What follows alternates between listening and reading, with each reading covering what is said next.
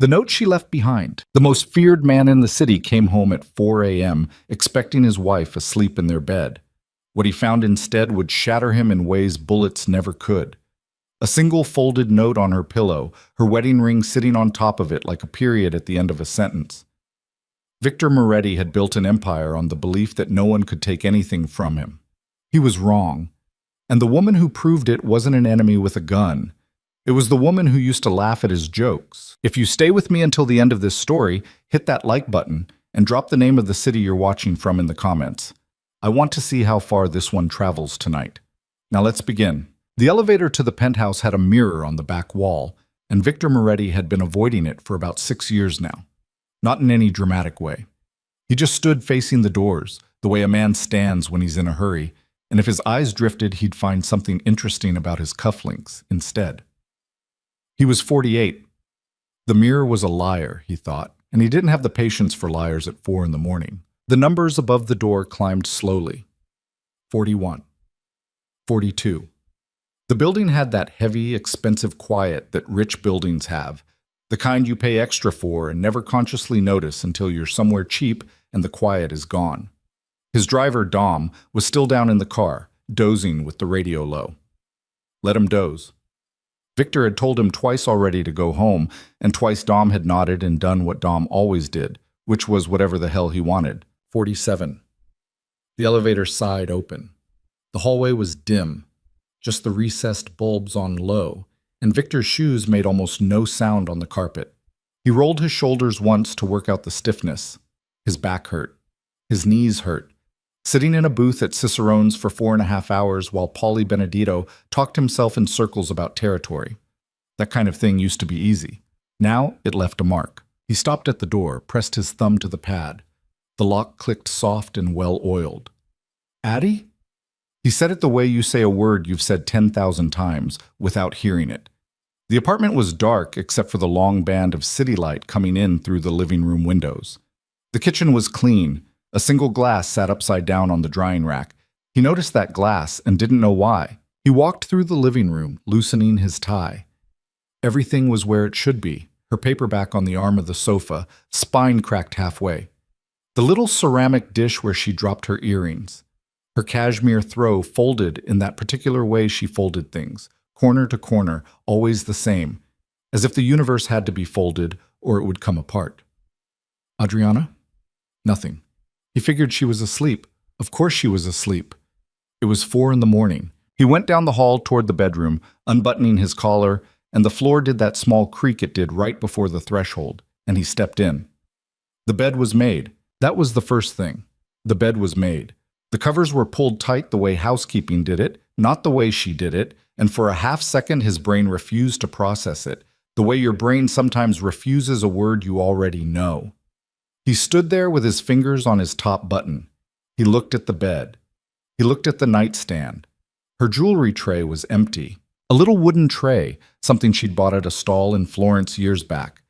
Usually it held a mess of thin gold chains, a pair of hoops, the small diamond studs she wore when she didn't feel like thinking about what to wear. Empty. Wiped down. Polished even. He walked past the bed to her closet. The door was cracked open, maybe an inch, and when he pulled it all the way, his hand was steady, but something in his chest wasn't. Half the hangers were empty. Not all. She'd left things. A couple of the heavy winter coats, 2 black dresses she never wore, the silver sequin thing from the Fontaine Gala 3 years ago. But the everyday clothes were gone. The soft sweaters, the jeans she loved. Her running shoes, gone from the rack by the door. The leather weekender on the top shelf, gone. Adriana, he said again. Louder, and he didn't know who he was saying it to. His own voice bounced off the hardwood and came back to him thin. He stepped out of the closet. He turned in a slow circle in his own bedroom like a man who'd walked into the wrong one, like any second a hotel clerk was going to knock on the door and apologize. The pillow on her side of the bed had a piece of paper on it, folded once. White. Cream-colored, really. The stationery she liked, the good kind from the store on Maddox Street. On top of the paper, perfectly centered, was her wedding ring. Victor Moretti had been shot at twice in his life. He had sat in the back room of a steakhouse in 2009 and watched a man he'd known for 11 years try very hard not to cry while being told he was never going home. He had, once, held the hand of a boy who was dying in a parking lot and said nothing because there was nothing to say. His body knew how to go still in situations like those. His body went still now. He crossed the room. He did not pick up the ring. He picked up the note first. Victor, I'm not angry anymore. That's what scared me into leaving. I sat at this kitchen table for a lot of mornings waiting to feel something big enough to justify it. And I finally realized I was waiting for the wrong thing. Don't look for me. Please. I mean that not as a threat and not as a game. I've thought about every version of this for a long time, and this is the only one where I get to walk out as myself and not as somebody's wreckage. The ring is yours. It was always more yours than mine. Take care of yourself. I hope someday you understand. A. He read it twice. He read it a third time. On the third read, he noticed his hand was shaking very slightly, the kind of shake you only see because the paper moves. He set the note down on the dresser. He picked up the ring. It was cool and heavier than he remembered. He'd paid $84,000 for it in 2003. He'd told her the price once in a stupid argument, and she had never asked him about money again after that. Not once. He'd been proud of that for a long time, and only later started to wonder if what he'd mistaken for respect was something else. He closed his fist around the ring, opened it, closed it. Addie, he said quietly, to no one. He didn't call her. Later he would wonder about that. The first thing a normal man does, a man who comes home and finds his wife gone, is he calls her. He didn't. He stood in the bedroom in a $4,000 suit with a ring in his palm for maybe 3 full minutes, and then he walked out to the living room and poured himself a drink. He drank it standing up at the bar cart. He poured another and drank that one standing too. The truth was, he already knew she wasn't picking up. The note was not a woman who was going to pick up. The note was a woman who had left on a plane hours ago and had probably gotten a new phone in a city he couldn't guess. He didn't need to call her to know that. He didn't build what he'd built by being slow on things like that. He took his phone out. He stared at her name in his contacts for a long time. Then he put the phone back in his pocket and went to the window. The city at 4:30 a.m. had a look to it he'd always liked. The streetlights, the sparse red trail of a cab going east on Merritt. Somewhere down there, a bakery was already running, a man in an apron sliding trays into an oven, and somewhere else a woman was coming home from a hospital shift and kicking her shoes off. Victor had always felt, looking at the city at this hour, that it belonged to him in some quiet way. He had made decisions, in his time, that rippled down into those streets in ways most of the people below would never know about. He'd taken that as a kind of ownership. He put his hand flat against the cold glass. He watched his breath fog a little and then fade. "You're gone," he said to the window. It was the first true thing he'd said all night. Dom came up around 6. He buzzed twice, the way he always did, and let himself in with the key Victor had given him maybe 9 years ago. Dom was 62, built like a refrigerator with a permanent bad mood, and he had been with Victor since back when Victor still had to borrow a gun to do his own collecting. "You didn't come back down," Dom said. He stopped in the foyer with his coat still on. "Everything—" He saw Victor's face and didn't finish the sentence. Victor was sitting on the sofa. Tie off. Jacket off. The ring was on the coffee table in front of him, sitting on top of the folded note, like he'd arranged an exhibit. "She left," Victor said. Dom stood where he was. He looked at the ring. He looked at the note. He looked at Victor. "Left," Dom said. Not a question. A man saying a word to see how it sounded. Cleaned out her closet, took the good luggage, left the ring and a note. Victor gestured at the table, almost like an offer. "Read it if you want. It's short." Dom didn't pick up the note. Dom wasn't a reader of other people's notes. He took his coat off instead, slow, and draped it over a kitchen stool. He walked to the bar cart. "You want coffee or you want something stronger?" he said. "I've had stronger." "Then coffee." Dom made the coffee. He made it the way Italians who grew up in Brooklyn make coffee, on the stove with a mocha pot. And for a while the only sound in the penthouse was the soft hiss of the burner and the ticking of the clock over the dining table. Victor watched him. Victor was thinking about a lot of things and also about nothing. in that way where the mind keeps checking the same drawer over and over as if the drawer is going to have something different in it this time. Dom set the coffee on the table. He sat across from Victor in the armchair and put both big hands on his knees. "Okay," Dom said. "Tell me." "I told you." "Tell me more." Victor exhaled. He rubbed a hand down his face. "I don't know when she went," he said. "I was out. The Cicerone thing with Polly. I left at 11, got back at 4. The note doesn't say. I'm guessing yesterday afternoon, maybe. Anna wasn't here today, right? It was her off day, so Adriana had the place to herself. She say where?" "No." "She say why?" Victor looked at the ring. "It's a short note," he said. Dom was quiet for a bit. Then he said, very carefully, "You want me to find her?" This was the question. Victor had been waiting for this question without knowing he'd been waiting. He opened his mouth. He closed it. "Don't," he said finally. "Don't. Not yet. I need to think." Dom nodded once. He didn't push. That was one of the things about Dom. Dom had learned, 30 years ago, that a man like Victor did his thinking out loud eventually, if you just waited. Victor picked up the coffee. It was very hot. He drank it anyway. "She wasn't angry," he said. "That's what's bothering me. She wasn't angry in the note. Addie angry. You've heard Addie angry. She could strip paint. This wasn't that. This was..." He searched for it. It was like a woman writing a resignation letter, polite, professional. "That's worse," Dom said. "Yeah.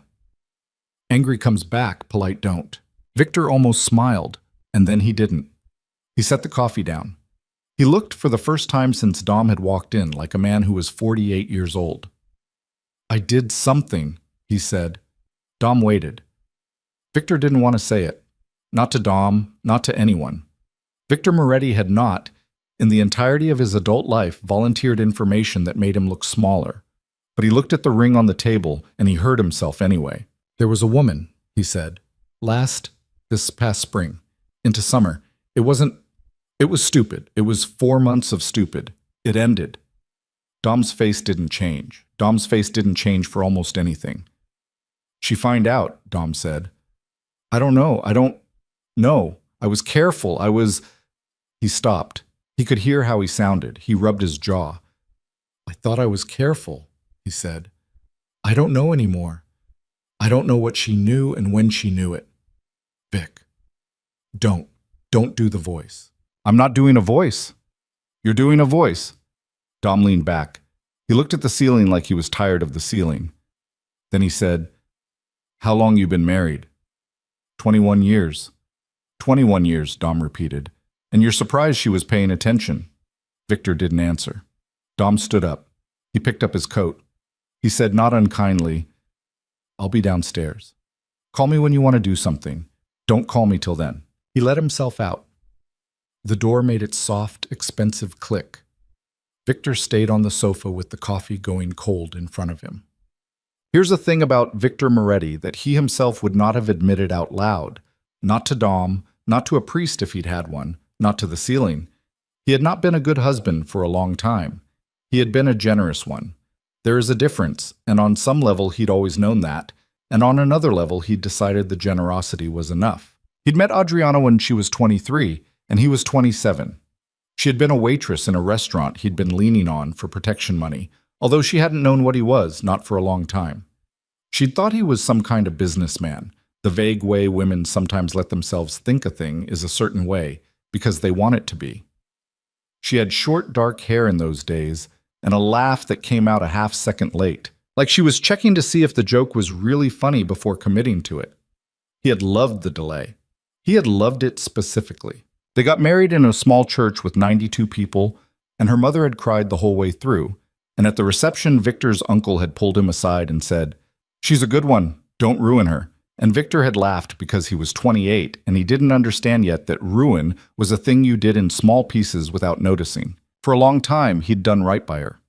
That was the truth, and he knew it, and he held on to that truth now like a handrail. He'd bought her the apartment she wanted. He'd taken her to Italy twice, to Japan once. When her father got sick in 2011, he'd flown the man's specialist in from Houston and paid for everything and never mentioned it again, not even when her father died 6 months later, and she had cried in his arms for 3 hours in this same living room. He had been there for that. He remembered being there for that. He remembered her hair smelling like the shampoo she used, and her whole body shaking against his chest. And he remembered thinking, I will never let anything hurt her again. And then he had hurt her himself, slowly, over years. He had stopped coming home for dinner. He had stopped telling her about his day, partly because his day was increasingly not the kind of day you told your wife about, and partly because it had started to feel like a chore, the telling. He had stopped noticing when she cut her hair. He had stopped asking about her paintings. She used to paint. She had been decent at it, actually. She'd had that whole sunroom she used as a studio back when they'd lived in the brownstone. And when they'd moved to the penthouse, there wasn't space for a studio. And he'd told her they'd figure something out. And then 6 years had gone by, and they had not figured something out, and she had stopped asking. And he could see it now, in the clean light of a ruined morning, there had been Nina. Nina Kessler was 31 and a hostess at a club he part-owned, and she had looked at him one night like he was something rare. And he had been stupid enough to believe her. It had started with a drink after close. It had ended in a hotel on 54th. It had gone on for 4 months, and somewhere in the middle of those 4 months, he had started lying to Adriana, not even skillfully, but carelessly, and some part of him now understood that the carelessness had been the message. The lies themselves were the message. I don't care if you catch me was the message. He hadn't meant it that way at the time. He told himself he hadn't. But you could tell yourself a lot of things. He picked up the ring again. He held it up to the light. You caught me, didn't you? He said softly to the empty apartment. A long time ago. And I didn't even notice. Look, he didn't sleep. He sat in the chair by the window and watched the sun come up over the buildings across the park. The sky went from black to a deep bruise color to something pink and almost embarrassing. By 7:30, the city was properly awake. He could hear the trucks on Merritt. He made himself eat a piece of toast. He drank a glass of water. He took a shower and put on a fresh suit and did his tie in the mirror, and this time he didn't avoid his own face. He looked old. He looked like a man who had done things and was now paying for them in a currency he had not bothered to learn the exchange rate of. All right, he said to his own reflection. All right. He went to the study. He sat behind his desk. He opened the laptop and looked at nothing for a while. And then he closed the laptop, and then he called Raymond Fiore. Raymond was a private investigator Victor had used, off and on, for 15 years. Raymond was not a man who asked questions. Raymond was a man who took questions and returned with answers, and for the kind of money Victor paid, Raymond did not volunteer opinions. Mr. Moretti, Raymond said. Crisp. Unsurprised to be getting a call at 8 in the morning. I need a favor. You need a job. I need a favor, Victor said. And then a job. There was a small pause on the other end of the line. Go ahead. Victor opened his mouth to say, find my wife, and then he closed it. Hold on, he said. Give me a minute. He set the phone down. He stood up. He walked to the window of the study, which overlooked the same view as the living room, but from a slightly different angle, and he stood there and pressed his forehead against the glass. Don't look for me, she'd written. Please. Victor Moretti had never done a please in his life. Not really. People had said please to him, plenty. He had said please as a formality, the way you say thank you to a waiter.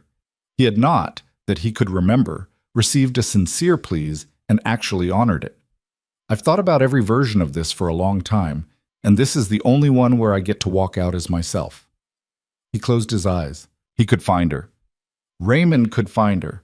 Raymond could find her by the end of the week, probably by Thursday. He'd have a name, a city, an address, maybe a photograph of her buying coffee. He could be on a plane by the weekend. He could be in her kitchen by Sunday. And then what? He tried to picture it. He tried to picture himself standing in some kitchen in some other city and Adriana opening the door and the look on her face. Would it be fear? Would it be anger? Would it be that worst thing, the thing he'd started to see the last year or so, which wasn't anything? Just a kind of absence, a kind of, oh, it's you with nothing behind it? He didn't want any of those faces. He opened his eyes. He walked back to the desk and picked up the phone. Raymond, he said, still here, scratch the favor. All right? Just Keep your phone on? I don't know yet. I always keep my phone on, Mr. Moretti. Yeah, Victor said. I know. He hung up. He sat down in the chair. He put his face in his hands. He did not cry, because he was not a man who cried, but he sat like that for what turned out to be 22 minutes, and when he looked up again his coffee was cold, and the light in the room had shifted. Chin. At 9:15 the phone rang. It was Angelo Massey. Angelo was one of his lieutenants. Angelo was 36, too handsome for his own good. And the best thing Angelo had going for him was that he was not smart enough to be dangerous, but was plenty smart enough to be useful. Angelo ran the trucks out of the yard in Kearney. Angelo did not call at 9:15 for social reasons. Vic. Angelo. We got a problem with the Ridgeway load. Victor closed his eyes. Of course they did. Tell me. Driver's saying he got flagged. Way station out near Harriman. He says they waved him through, but he thinks somebody was on him after. Says a blue sedan stayed behind him for like 12 miles. Your driver is paranoid. My driver is paranoid because I pay him to be paranoid. Where's the load now? Parked. He pulled off at the Monroe stop. He's sitting in the diner eating pancakes. Tell him to eat slow. I'll call you back in 20. Victor hung up. He sat there. Then he started laughing, a small tired laugh, because it was funny in a way. His wife had left him, and his driver was eating pancakes, and the world didn't care which of those things mattered more. He got up, he went out, he did his job. The rest of the day passed in that strange way. Days pass when something enormous has happened, and the world doesn't know about it. He went to Kearney. He sat with Angelo in a back office that smelled like diesel and cigarettes. He worked the problem. He made 2 phone calls. He made a third. By 1 in the afternoon, the Ridgeway load was no longer a problem, and the driver, a man named Kowalski, had $1,000 more in his pocket than he'd had at breakfast, and life went on. At 2, he took a meeting at a restaurant in the Heights with a councilman whose name he couldn't afterward remember, although he remembered the councilman's tie, which was a bad one. At 3:30, he called a man who owed him money and listened patiently to a story about a sick daughter that was not exactly a lie, but was not exactly true, and he extended the man an extra week, which he would not have done yesterday. At 4, he sat in his back of the car with Dom driving and looked out the window and didn't say anything for 40 minutes. Vic, Dom said finally. Yeah. You okay? No. Okay. That was all they said about it. Ichiko. He went back to the penthouse at 7.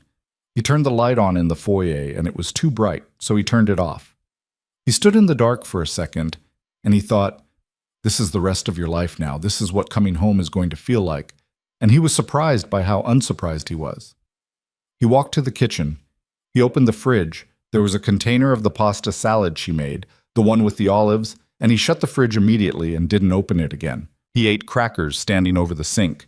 He took his jacket off and draped it on a chair and went out to the balcony. It was a warm night for October. The city was doing its thing. He stood at the rail and lit a cigarette, which he was supposed to have quit 4 years ago, and he smoked it slow. He thought about Nina. He thought about the hotel on 54th, the one with the brass numbers on the doors, and the way she used to laugh at things that weren't funny, and how that had flattered him for a while and then started to feel hollow, and how he had kept going anyway because stopping would have required him to admit something, and he had not been ready to admit anything. He thought about the last time he had actually looked at his wife. Not glanced. Looked. He couldn't remember. He tried to place it. He tried to find a specific moment, a specific evening, a specific conversation at the dining table where he had actually seen her, and what came back to him instead was a kind of composite, a general impression of Adriana moving through the apartment like weather, a woman he'd grown so used to that she had stopped being a woman and had become furniture, expensive and quiet and reliable. He had walked past her for years. He had walked past her while she was dying in slow motion right next to him, and he had not looked up. He flicked the cigarette over the rail. It spiraled down and vanished. "Addie," he said. The city didn't answer. He stood there for a long time. 10. Around 9:30, his phone buzzed. He almost didn't look. Then he looked. It was a text from a number he didn't recognize. 3 words. "I'm safe. Hey." That was all. He read it again. He sat down on one of the balcony chairs very carefully, like a man lowering something fragile. She had texted him from a new number. I'm safe. Not I love you. Not I'm sorry. Not even goodbye, because the note had already been goodbye. Just, I'm safe. She had, in the middle of whatever she was doing, in whatever city she was doing it in, taken a moment to tell him she wasn't dead in a ditch, because even now, even after everything, she had not wanted him to worry about that specifically.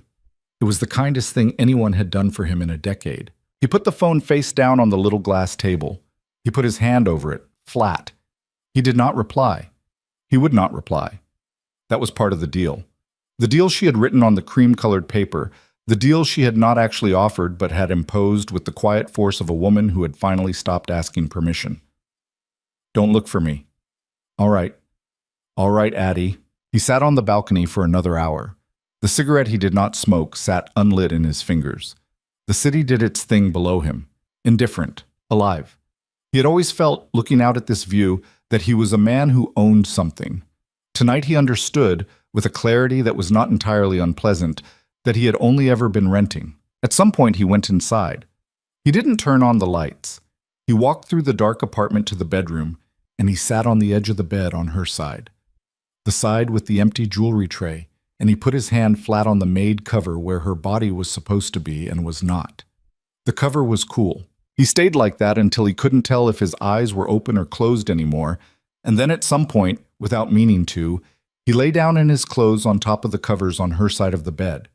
He did not take off his shoes. He did not get under the sheets.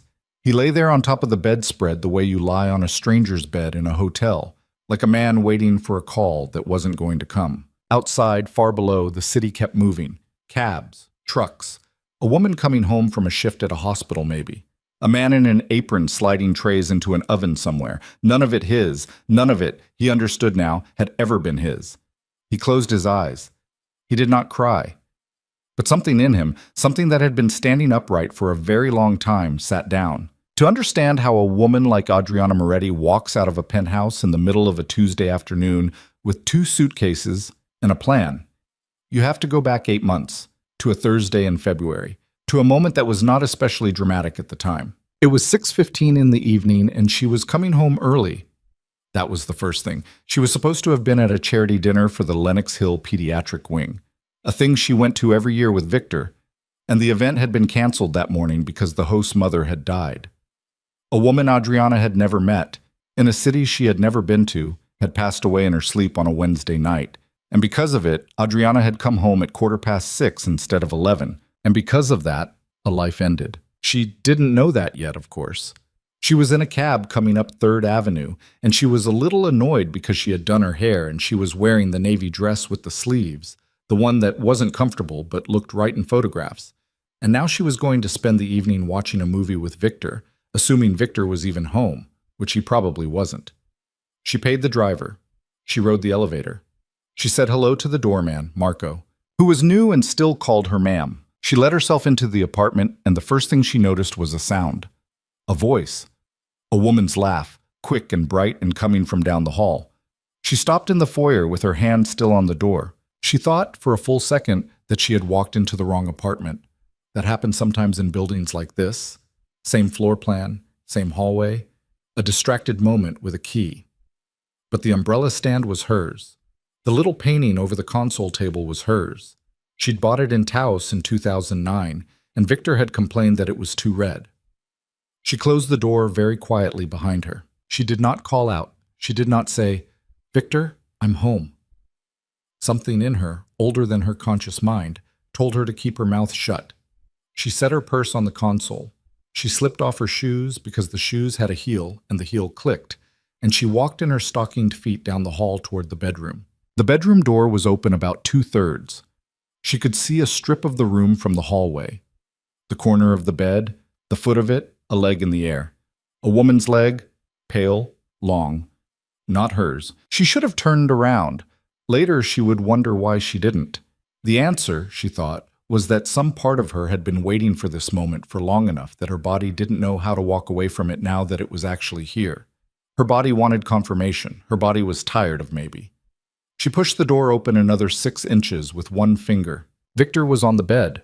The woman was on top of him. The woman was blonde, or nearly blonde, and she had a small tattoo of a bird on her ribs, and she was laughing at something Victor had said. And Victor was smiling up at her with an expression Adriana had not seen on his face in years. Not the smile he used for business. Not the tight, distracted smile he gave her over the dining table when she asked him how his day had been. This one. This soft, open one. The one she had married. Adriana looked at that face on her husband and she understood something very precisely. He was not cheating on her with his body. He had already cheated on her with his attention. The body was just where the attention had ended up. She pulled the door shut the same way she had opened it, with one finger, and it didn't make a sound. The woman kept laughing. Victor kept smiling. Neither of them knew. Adriana walked back down the hall. She put her shoes on. She picked up her purse. She left the apartment and rode the elevator down and said goodnight to Marco, who said goodnight, ma'am. And she walked 3 blocks south before she realized she hadn't been breathing. She stopped at a bus stop and she held onto the metal pole with both hands. And she breathed. In for 4, out for 6, like her therapist from 12 years ago had taught her for the anxiety that she had mostly gotten over. 4 in, 6 out. The city went by her in streaks of yellow and red. She did not cry. That was the strange part. She was 44 years old and she had just seen her husband of 20 years in bed with another woman, and she did not cry. And she waited to cry for about 15 minutes standing at that bus stop, and the tears never came. What came instead was a kind of cold, clean feeling, like a window had opened somewhere in her chest that had been painted shut for a long time. She thought, okay. So this is what it is. She took out her phone. She called a hotel. She booked a room at the Carlisle on 76th, 2 nights, under her maiden name, which was Vela. She hadn't used Vela for anything in almost 2 decades. The clerk on the phone said, "And how will you be paying, Ms. Vela?" And Adriana said, "A credit card. 1 moment." And she used the card her sister Teresa had opened for her 3 years ago when Teresa had said, "Addie, every woman needs a card her husband doesn't know about. I don't want to explain why. Just have one." And Adriana had laughed and taken the card and never used it. She used it now. She checked in at 7:40. She ordered room service. A cheeseburger, because she wanted a cheeseburger and she hadn't ordered a cheeseburger in a decade because Victor had opinions about red meat. And she ate it sitting on the bed in her navy dress with the sleeves. And halfway through the cheeseburger, she started crying. Finally, not dramatically, just a slow leak of tears that came out while she kept chewing. And she thought, well, there you are. She went to sleep at 10. She slept for 11 hours. She woke up on Friday morning in a hotel room that smelled like clean sheets and somebody else's perfume, and she lay there in the quiet and she thought very calmly, I am going to leave him. Not today. Not this month. But I'm going to leave him, and I'm going to do it so well that he never sees it coming, because if he sees it coming, he will make it ugly. And I have spent 21 years being a woman who does not make things ugly, and I am not going to stop now. She got up, she showered, she put the navy dress back on, she went home. Victor was in the kitchen making coffee, shirtless, in his sweatpants. He looked up when she walked in, and his face did a small thing, a flicker of something, gone in less than a second. And he said, "Hey, you were out early." "Jim," she said, "couldn't sleep." "You didn't come to bed?" "I slept in the guest room, didn't want to wake you." "Oh," he said, and he turned back to the coffee. Thoughtful, she looked at his back, the freckles on his shoulder she had kissed 1,000 times, the small scar from the thing in 2006 that he wouldn't explain. "How was your night?" she said. "Long," he said. "Boring, Polly being Polly."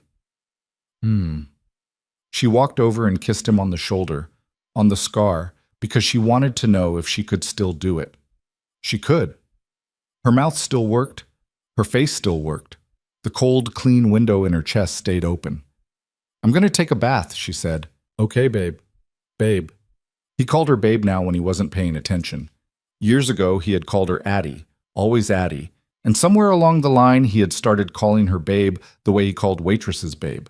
And she had noticed it and filed it away and said nothing, because at the time she had not known what to do with the information. She knew now. She took a bath. She lay in the hot water with her eyes closed, and she made a list in her head of every single thing she was going to have to do. She was thorough. She was her father's daughter, and her father had been an accountant for a trucking company in Jersey for 31 years, and he had raised her to be careful with numbers and careful with men. And she had been careful with one of those two things, and now it was time to be careful with the other. By the time the bathwater was cold, she had a plan. It wasn't a fast plan. She had time.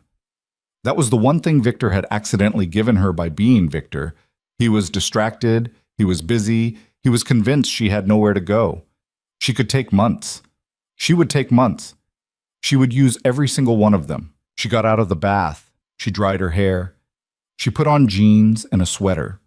She went out to the kitchen and she kissed Victor on the cheek and she said, "I love you," because she wanted to hear what it sounded like coming out of her mouth, and she wanted to know if he could still tell the difference. He couldn't. "Love you too, babe," he said, and he didn't look up from his phone. She smiled a small, tight smile and went to the living room and opened her laptop and started Googling, very slowly, the name of a divorce attorney she'd once seen quoted in a magazine. That was February.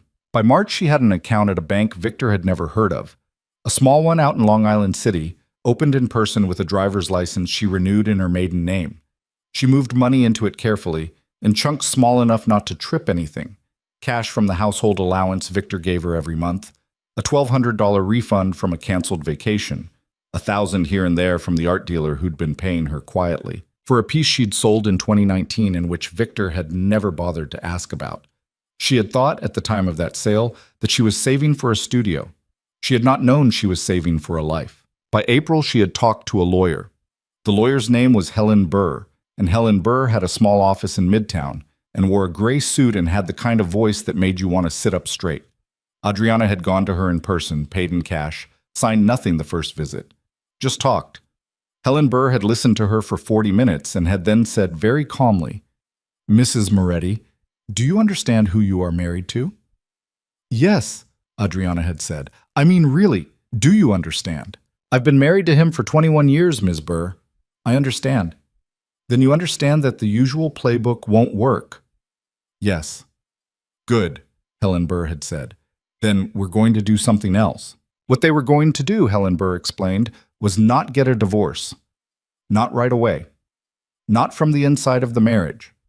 What Adriana was going to do, if she was committed— "Are you committed?" Helen Burr had asked, and Adriana had said yes without hesitating, was leave. Cleanly. Without warning. Without any of the usual mechanisms that gave a man like Victor Moretti warning. "You disappear," Helen Burr said. "We file from a state you don't currently live in.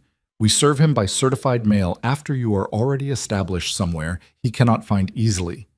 We do not fight him for the apartment. We do not fight him for anything we cannot cleanly document as yours. You walk out with your name and your savings and the ability to sleep at night. That is the deal. Do you understand what I'm offering you?" "A small deal," Adriana said. "A survivable deal," Helen Burr said, "which in your case is the only kind worth having." Adriana had thought about that for 3 days.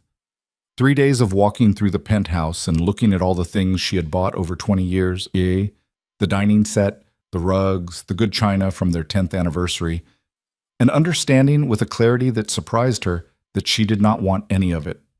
The things had never really been hers. They had been props in a role she had played for a long time. She went back to Helen Burr on a Thursday and said, "Okay, survivable." "Good," Helen Burr said. "Now we get to work." So they did, all through the spring, all through the summer. She played the wife in the mornings and she built her escape in the afternoons. She did it the way a woman does anything she is good at, which is quietly and without applause. She kept the household running. She cooked 3 times a week when Victor was home, because Victor had started, in year 17 of the marriage, insisting that a home-cooked meal was important, which was rich coming from a man who ate half his dinners at restaurants. But she did it anyway. She went to her Pilates class on Tuesdays and Thursdays. She had lunch with her sister Teresa every second Saturday. She told Teresa in July, on the patio of a restaurant in Tribeca, over a glass of white wine. "I'm leaving him," she said. Teresa was 2 years older than her and had been divorced twice and had, for most of Adriana's marriage, made very pointed and not subtle comments about Victor that Adriana had deflected with a small, tight smile. Teresa set down her wine glass very carefully. "Okay," Teresa said, "I have a plan." "Okay, I need you to not react, right now, in public. I need you to keep eating your salad." Teresa picked up her fork. She ate a piece of endive. "All right," Teresa said. "Tell me everything." Adriana told her. Not everything. Enough. She told her about the bank account and the lawyer and the apartment she was going to rent, eventually, in a city that was not this one. She told her she did not yet know which city. She told her she was going to figure it out soon. Teresa listened. She chewed slowly. When Adriana was done, Teresa said, "How long you been planning this?" "Since February." 5 months. "Nearly." Teresa nodded. She looked out at the street. "I want to say something, and I want you to hear it," Teresa said. "I am so proud of you I could break this glass."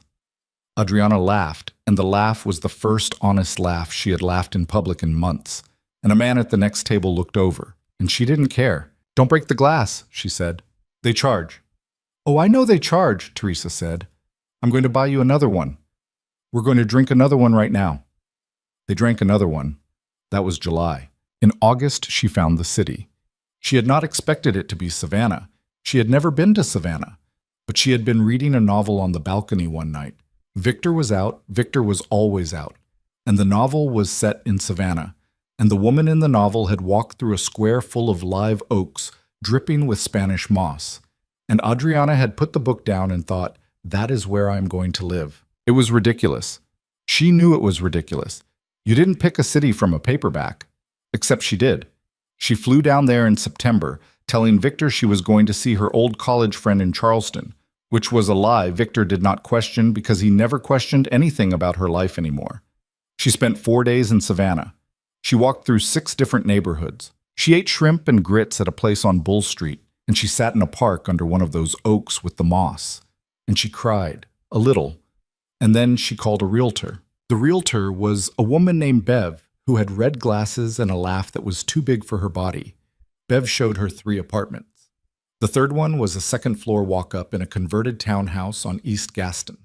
2 bedrooms, hardwood floors, a tiny wrought iron balcony with wisteria climbing the rail, and a window in the second bedroom that got northern light so clean and steady that Adriana stood in the middle of the empty room and understood, with a calm she hadn't felt in 20 years, that this was where she was going to paint again.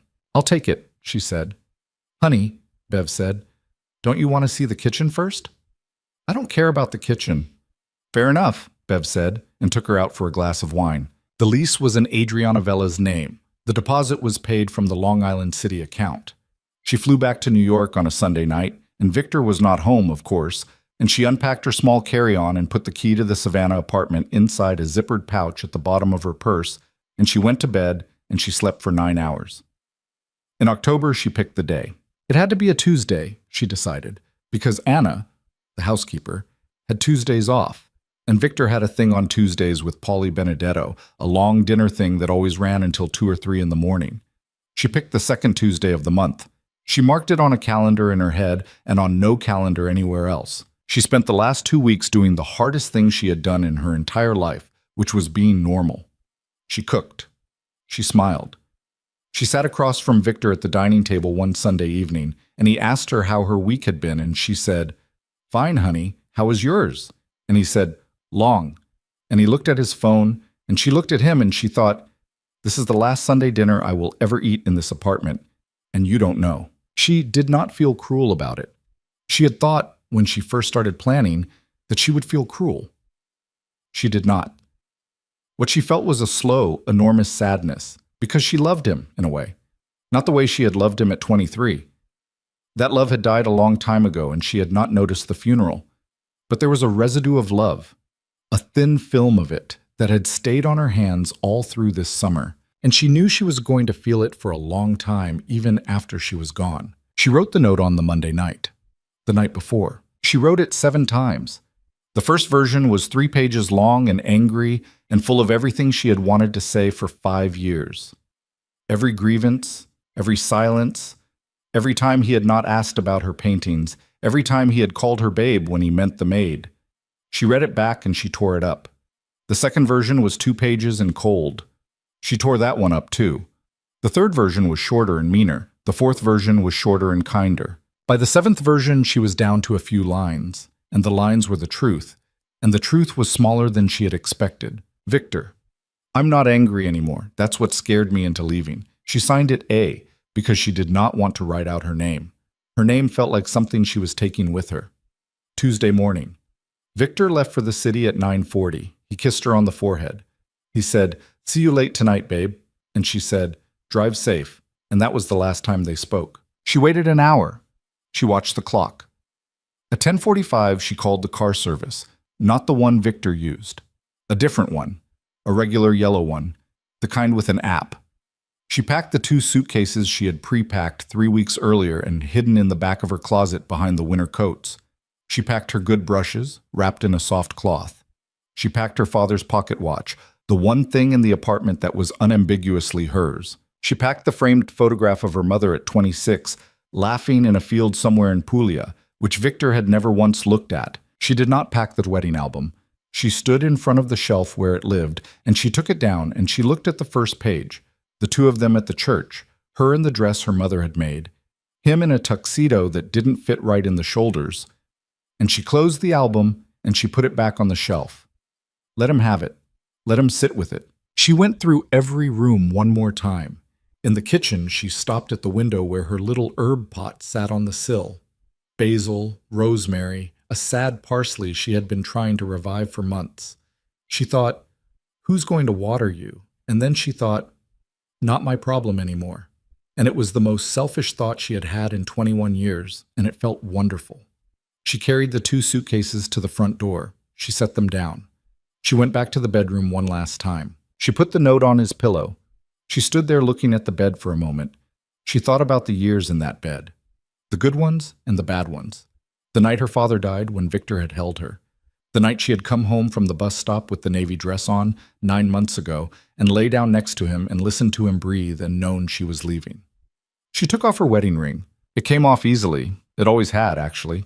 She had lost weight in her 20s and the ring had always been a little big, and Victor had meant to have it resized, and 21 years had passed and he had not. She set the ring down on top of the note. She walked out. In the elevator going down, she watched herself in the mirror on the back wall. She looked like a woman going grocery shopping. Jeans, sweater, low boots, her hair in a ponytail. She had wondered, in the months leading up to this, if she would look different on the day, if her face would betray her. It didn't. Her face was the same face it had been yesterday. The woman inside it was somebody else entirely. Marco the doorman helped her with the suitcases. "Going somewhere nice, Mrs. Moretti?" he said. "Just a trip, Marco." "Need a cab?" "I've got one coming." "Thank you." The cab came. She got in. She did not look back at the building. She would not let herself do it, not because she thought the building cared, but because she did not want to give Victor the sentimentality of a last look, even one he would never know about. The cab pulled away. 3rd Avenue slid past. At the airport, she checked in under Vela. She had a Florida connection, and then she was going to drive up from Jacksonville, because flying directly to Savannah had felt too traceable, and Helen Burr had said, "You are probably being paranoid, but let's be paranoid," and Adriana had agreed. She had a window seat. She did not cry on the plane. She had done most of her crying in the spring. She watched the clouds. She landed in Jacksonville at 6:20. She rented a car under Vela. She drove north on I-95 with the radio playing a country station she didn't recognize any of the songs on, and the sun went down over the pine trees on her left. And at some point near Brunswick, she rolled the window down and the air smelled like salt and pine, and something else, something warm and green she didn't have a name for, and she thought, I am never going back. She got to Savannah at 9:15. The apartment on East Gaston was empty and hers. She had paid Bev extra to leave a mattress in the bedroom and a kettle in the kitchen. She hauled her suitcases up the stairs one at a time, and she stood in the middle of her living room, and she put her hands flat on the wall because she needed to feel something solid. And the wall was cool and real, and she was somewhere she had never been, and nobody knew where she was. And for the first time in 10 years, her chest felt light. She sat on the mattress in her boots. She took her phone out. She thought about it for a long time. Helen Burr had said, "You don't owe him anything. Not a word, not a call, nothing." And she didn't owe him anything. That was true. But Adriana Vela, who had spent her whole adult life being the kind of woman who let people know she was okay when she was okay, was not going to let even Victor spend the night wondering if she had gone off a bridge. She typed the text. I'm safe. A. She stared at it for a minute. She added the period after safe. She deleted the EM dash, then put it back. She hit send. She turned the phone off. She lay back on the mattress in her jeans and her sweater and her boots, and she looked up at the ceiling of her new apartment, at the old water stain in the corner that Bev had warned her about and which she found, somehow, beautiful, and she let herself, for the first time all day, be tired. She was tired all the way through. She was tired in a way she had not known, until that moment, that a body could be tired. It wasn't exhaustion. It was the letting go of a weight she had been carrying for so long that her arms had forgotten they could hang at her sides. She fell asleep with her boots on. She slept for 12 hours. She woke at 9 in the morning with her face against the mattress and a stripe of sun across her hand, and for a second she did not know where she was. And then she remembered. And she did not jump up. She did not panic. She lay there. She watched the stripe of sun on her hand. The sun was moving. She could see it move if she held very still. She got up. She made instant coffee in her kettle. She drank it standing at the window of the empty second bedroom, the one with the north light. The wisteria on the balcony outside was blooming in some last confused October way, and the street below was quiet, and 2 old men were walking a small brown dog, and a girl was riding a bicycle with a basket, and Savannah on a Wednesday morning looked like a place where nobody was looking for her, because nobody was. She put her hand flat on the windowsill. She thought, I am going to paint in this room. She thought, I am going to paint so much in this room. She thought, I am 44 years old, and I am starting over, and I am not afraid. And for the first time since a February evening when she had come home early from a canceled charity dinner and heard a laugh from down a hallway, Adriana Vela allowed herself to feel something she had been refusing to feel for 9 months. She let herself feel glad, not triumphant, not vindictive, just glad. Glad in the quiet, private way a person is glad when they have, against odds and against years, remembered the shape of their own life and walked back inside it. She drank her bad coffee. She watched the street. Somewhere 800 miles to the north, a man she used to love was waking up in a penthouse with a ring on his dresser and a note on his nightstand, and she did not think about him. Not then, not for a little while longer. She had a whole morning ahead of her, and it was hers. The first 3 weeks in Savannah, Adriana bought things one at a time, slowly, the way a person rebuilds a life when they are no longer in a hurry. A frying pan from a hardware store on Broughton, a set of 4 plates from a thrift shop run by a woman named Miss Ruth, who wore a different hat every time Adriana came in.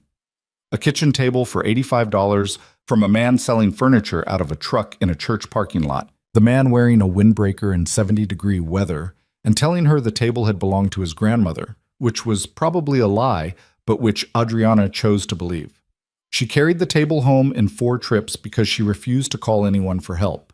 She was getting to know the muscles in her arms again.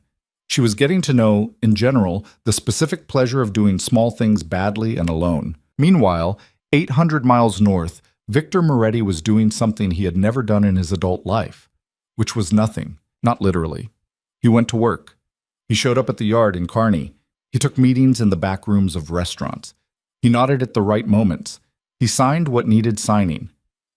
From the outside, a man watching Victor Moretti in November of that year would have said he looked the same as he had in October. A little thinner, maybe a little quieter. But the suit was still the suit. The car was still the car. Dom still drove him. Angelo still called with problems. The world still arranged itself around Victor Moretti the way water arranges itself around a stone. But inside the stone, something was wrong. It was a kind of cold, at first. He noticed it when he woke up. He would wake up at 6, the way he had always woken up at 6, and he would lie in the bed for a second before he opened his eyes, and the cold would be there. It was not physical. The apartment was kept at 71 degrees. It was some other cold, some inside one, and it lived in the middle of his chest in the space behind his sternum, and no amount of coffee could thaw it out. He stopped eating properly. He didn't decide to. He just forgot. He would get to 4 in the afternoon and realize he had not eaten since a piece of toast at 7, and then he would eat a sandwich standing up at the counter of a deli on 8th, fast, without tasting it. He lost 11 pounds in 6 weeks. His suit started hanging on him. Dom noticed. Dom didn't say anything, not for a while. The first person he was actually cruel to was a man named Sal Durante, who had been paying Victor a weekly cut on a car wash operation in Queens for 17 years without ever once being late. Sal was 71. Sal's son had been in a car accident in September, a bad one, the kind with physical therapy and months of it, and Sal had come to Victor in October, a week before Adriana left, and had asked if he could be $4,000 short for 2 weeks because of the hospital bills. Victor had said, "Sure, Sal." Victor had said, "Take a month. Pay when you can." Victor had even sent a case of wine to the hospital for the kid. That was October. In mid-November, Sal came in with the envelope 2 weeks late, and Victor made him stand in the office at Kearney for 40 minutes while Victor did paperwork. Made him stand. Did not offer him a chair. When Victor finally looked up, he said, "You're late, Sal." "Vic, I told you, my boy. I know what you told me. You said a month." "I said a month. That was a month ago in 2 weeks." Sal's face did a small thing. Sal was a proud man. Sal had known Victor since Victor was 24, and Sal was 44. And Sal had, over the years, given Victor advice a couple of times that Victor had actually listened to. Sal stood there with the envelope in his hand, and he said quietly, "Vic, this ain't you." Victor looked at him. "It's me today," he said. He took the envelope. He counted it in front of Sal, which he never did, which was an insult, and they both knew it. He said, "Next week's on time, Sal. I don't care what your kid's doctor says." Sal didn't answer. Sal walked out. Dom was standing in the hallway outside the office. He had heard most of it. He watched Sal walk past him without saying anything, which Sal would normally not have done, and then Dom came into the office and shut the door. "What?" Victor said without looking up. "You want to tell me what that was?" "Business." "That wasn't business." "It was business, Dom." "Vic, that man's boy is in a wheelchair." Victor put the envelope down. He looked up. "Are you my conscience now, Dom? Is that the arrangement?" "I'm your friend," is the arrangement. "Don't be." Dom looked at him for a long second. Something moved behind Dom's face and then went still. Dom had a way of doing that, closing himself off, that Victor had always trusted and relied on. He relied on it now. "All right, Vic," Dom said. "All right." He walked out. Victor sat alone in the office for a while with the envelope in front of him. Then he picked it up. He looked at it. He thought about Sal's son. He thought about the fact that somewhere, in Sal's small apartment over a pizza place in Astoria, a boy who had once played Little League was learning how to use a catheter. Victor put the envelope in the safe. He closed the safe. He did not give the money back. He did not give the money back because he could not because of the rules, because of the thing in his chest, the cold thing. The cold thing had started telling him lately that if he gave an inch, if he softened, if he let even one thread of the armor slip, he would come apart. And coming apart was not an option. He did not know how to come apart. He had not been taught. So he was going to do the only thing he knew, which was tighten. And if tightening made him cruel, well, it made him cruel. Nina called him 3 times that month. Nina Kessler, who had been the thing he did in the spring and summer and had finally ended in September, right before everything. She called the first time on a Thursday in mid-November. She left a voicemail. She said, "Victor, hey, I know you said we were done, but look, I heard about Adriana. Jimmy at the club told me. If you want to talk, I'm here." He listened to the voicemail standing in his kitchen. He listened to it twice. Then he deleted it. She called again a week later. He let it go to voicemail. He did not listen to this one. He deleted it from the lock screen. She called a third time on the 1st of December. This time she said in the message, "Vic, I'm not going to keep calling. I just thought, I thought we had something real. And I'm sorry about your wife, I really am, but I'm not going to be the woman who waits around for you to figure out what you're doing with yourself. I'm not her. Don't call me if you're not ready to call me." He listened to that one all the way through. Then he called her back. It was not a proud moment in Victor Moretti's life, and later he would remember it as the specific night he understood he was in trouble. He called her at 9 at night on a Tuesday. He said, "Come over." She said, "Vic?" He said, "Come over, Nina." She came over. She was there in 40 minutes. She buzzed up. Marco the doorman called the penthouse, and Victor said, "Send her." Nina came in through the foyer wearing a camel coat and boots, and she stood there in the middle of his living room and she looked around the apartment the way a woman looks around an apartment where the wife has recently moved out, which was with a certain amount of curiosity she was trying to hide. "Drink?" he said. "Please." He poured her a drink. He poured himself a drink. They sat on the sofa. She sat a careful distance from him. The cream-colored note and the ring were gone from the coffee table. He had put the note in a drawer in the study weeks ago, and the ring in a small velvet box in the back of his sock drawer, where he had not looked at it since. The coffee table, in its emptiness, looked strange to him, like a mouth without teeth. "How are you?" Nina said. "I'm fine." "You don't look fine. You want me to say I'm not fine, Nina?" "I want you to say whatever's true." Victor drank.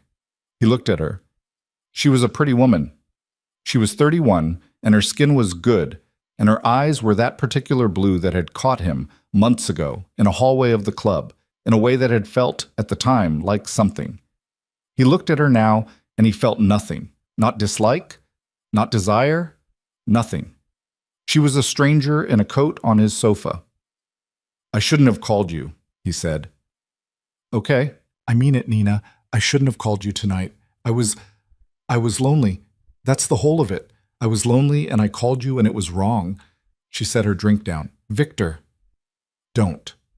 "Victor, can I say something?" "No. I'm going to say it anyway. You don't love me. I know you don't love me. I knew it before this. I knew it in August, honestly. And I came here tonight because I thought maybe if you lost her, you'd... I don't know. I don't even know what I thought. I thought something. I was wrong." "Nina, I wasn't the reason she left, was I?" Victor looked at her. He looked at the carpet. He looked at the window. He looked back at her. "No," he said. "Who was?" "Me." "Yeah," Nina said quietly. "Yeah, I figured." She sat there for another minute. She drank the rest of her drink. She stood up. She buttoned the camel coat. "Take care of yourself, Victor. I'll call you." "No, you won't. And if you do, I'm not going to pick up. I mean that. Don't make a fool out of both of us." She let herself out. Victor sat on the sofa for a long time after the door shut. He finished his drink. He poured another and did not finish that one.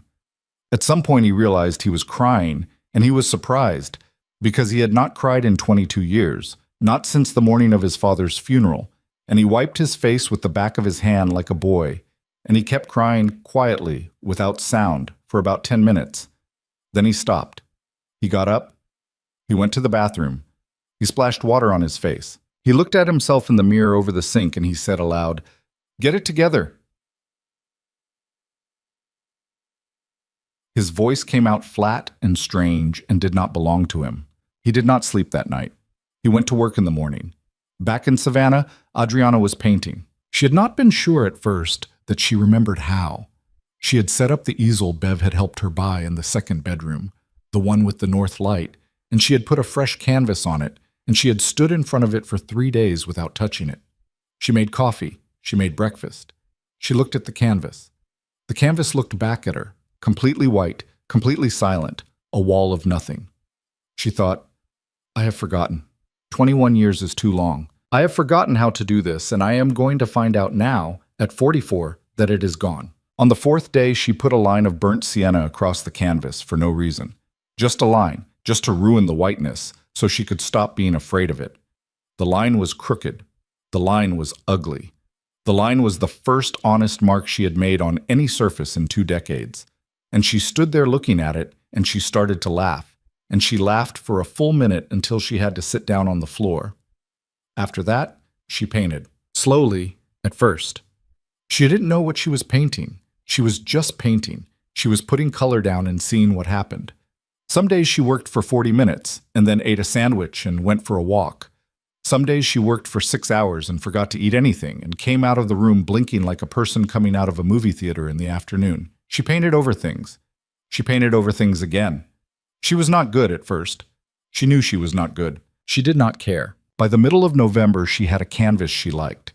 It was small, about 2 feet square, and it was of nothing in particular, a window maybe, or the idea of a window, the light coming through something green. She leaned it against the wall of the living room, and she sat on her cheap sofa from the thrift store, and she looked at it for an hour, and she thought, I made that. I made that this morning. It wasn't here yesterday, and now it's here. That was the day she started breathing differently. She noticed it on a walk later. Her shoulders were lower, her jaw was looser. She was walking in Forsyth Park, under the oaks, and a man passed her walking a beagle. And the beagle had one ear up and one ear down. And Adriana laughed out loud at the dog. And the man laughed too. And she thought, when was the last time I laughed at a dog? She couldn't remember. She started to make friends. Not quickly. She had not had to make new friends in a long time, and she had forgotten the mechanics.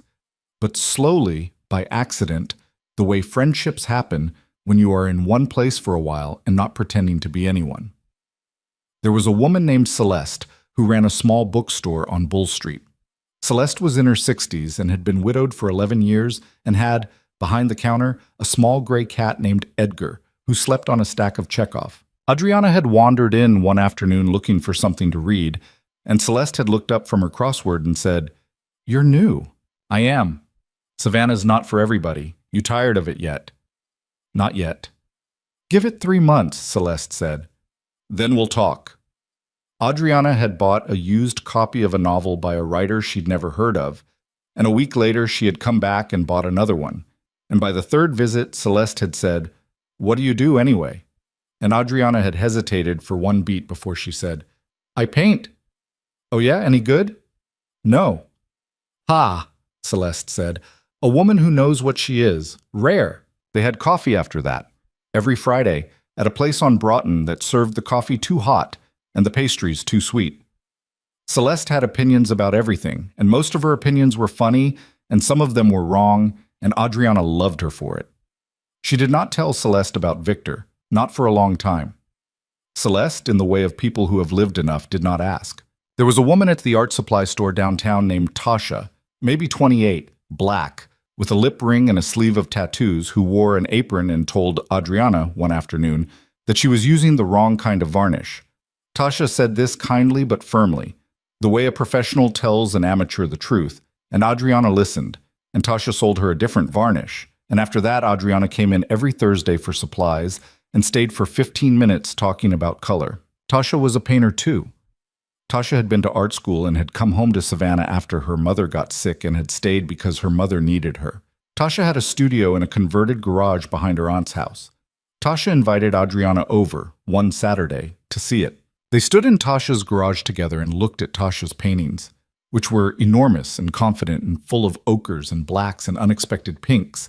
And Adriana said honestly, "These are so much better than mine." "Yeah," Tasha said, laughing. "But I've been doing this for 12 years, and you just started again. Give it time." "You think?" "Oh, honey, you've got something. I don't know what, but you've got something. I can see it in the thing with the window." "The thing with the window is bad." "The thing with the window is confused," Tasha said. "There's a difference. Confused means you're thinking. Bad means you've stopped." That was the first time in Adriana's adult life that somebody who was not her husband had talked to her seriously about her work. It undid her, a little. She walked home from Tasha's studio that evening through the long blue Savannah dusk, and she did not go back to the apartment. She sat in Forsyth Park on a bench until the streetlights came on, and she didn't cry, exactly, but her eyes were wet for most of the walk home, and it was a good wet, the kind of wet that means something has been let out. In mid-December, she sent the paperwork. Helen Burr had mailed her a packet from New York to a P.O. box Adriana had opened under Vela, and Adriana had read every page twice, and she had signed where she was supposed to sign, and she had walked the envelope to the post office on Wright Square herself on a Wednesday morning. She stood at the counter with the envelope in her hand. The postal worker, a man in his 50s with a gray mustache, said, "Certified mail, ma'am?" "Yes." "Return receipt?" "Yes." She paid. She took the receipt. She walked out into the sunshine. She did not feel like a warrior. She did not feel like a victim. She felt like a woman who had walked to the post office on a Wednesday. The papers reached Victor on a Friday. They came to the penthouse. A man in a uniform buzzed up, and Marco the doorman called and said, "Mr. Moretti, there's a gentleman here with a certified letter for you. Do you want to come down or shall I send him up?" Victor said, "Send him up." Victor was in the kitchen when the knock came. He opened the door. The man held out the envelope and a clipboard. Victor signed. The man said, "Thank you, sir." The man left. Victor stood in the foyer holding the envelope for maybe 20 seconds. Then he took it into the study and sat behind the desk, and he opened it. Petition for dissolution of marriage. He read the whole packet, all of it, from front to back. It took about 40 minutes.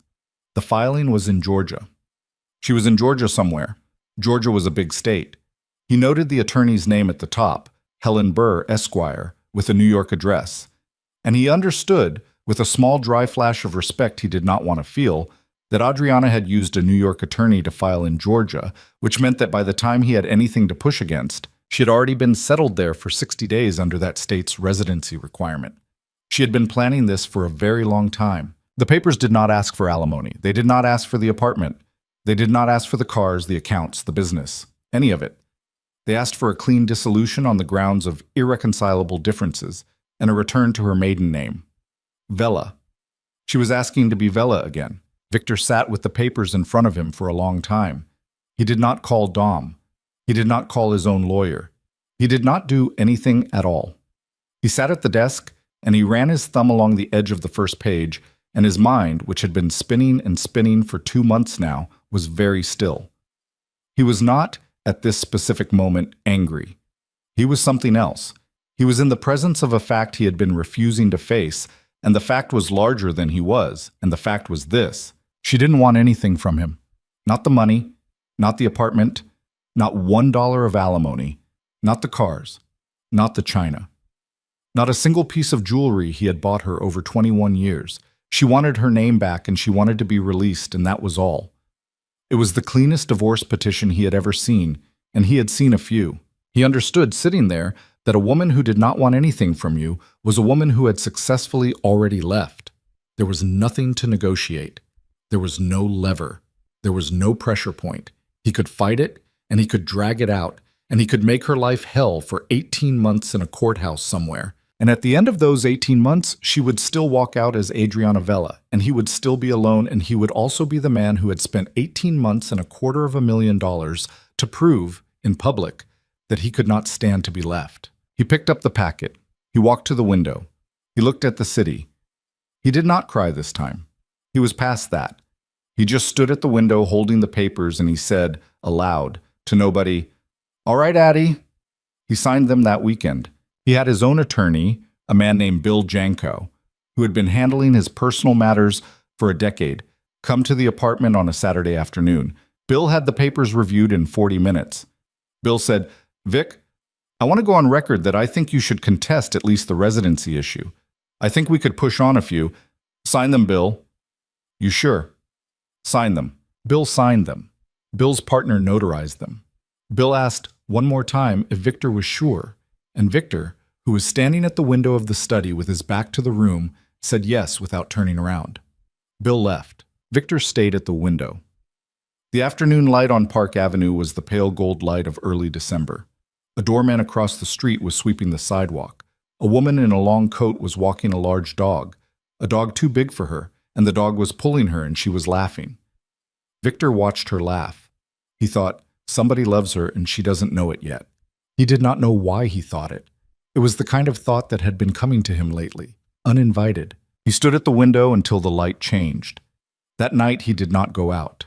He sat on the sofa in the living room with the television on but muted, and he looked through a drawer of photographs he had not looked through in 15 years. Photographs from back when people still had physical photographs. And he found one of Adriana in a yellow dress in Positano, squinting into the sun, her hair shorter than he remembered, her face young in a way that made his throat close. He held the photograph for a long time. He did not put it in a frame. He put it back in the drawer. He shut the drawer. He called Dom at 11. "I need you to do something for me," he said. "Anything. I need you to stop worrying about me." There was a pause. "Vic."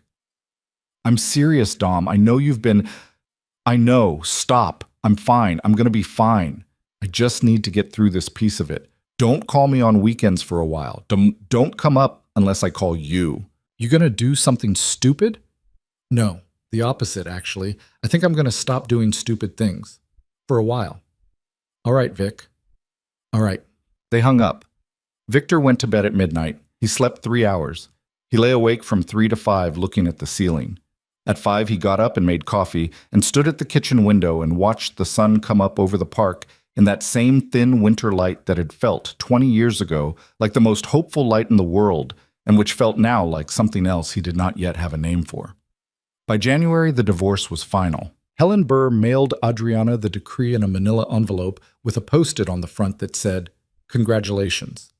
Adriana stood in her kitchen in Savannah in her socks reading the decree, and when she got to the line that restored her maiden name, she put the paper down on the counter and she said out loud, "Hi, Adriana Vela.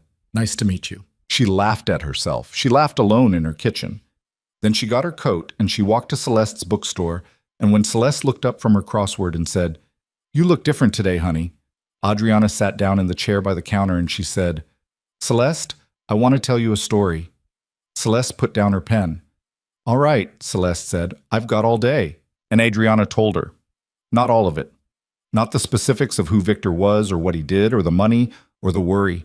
She told Celeste the shape of it, the husband, the affair, the slow cold year, the note, the move. She told her about the cream-colored stationery. She told her about the wedding ring on the pillow. Celeste listened without moving. When Adriana was done, Celeste said, "Honey, I know. You did a brave thing." "I don't know if it was brave." "It was brave. It was stupid brave. I'm not saying it right. It was... Listen to me. You walked out of a house that was killing you, slowly, in a way you weren't even noticing anymore.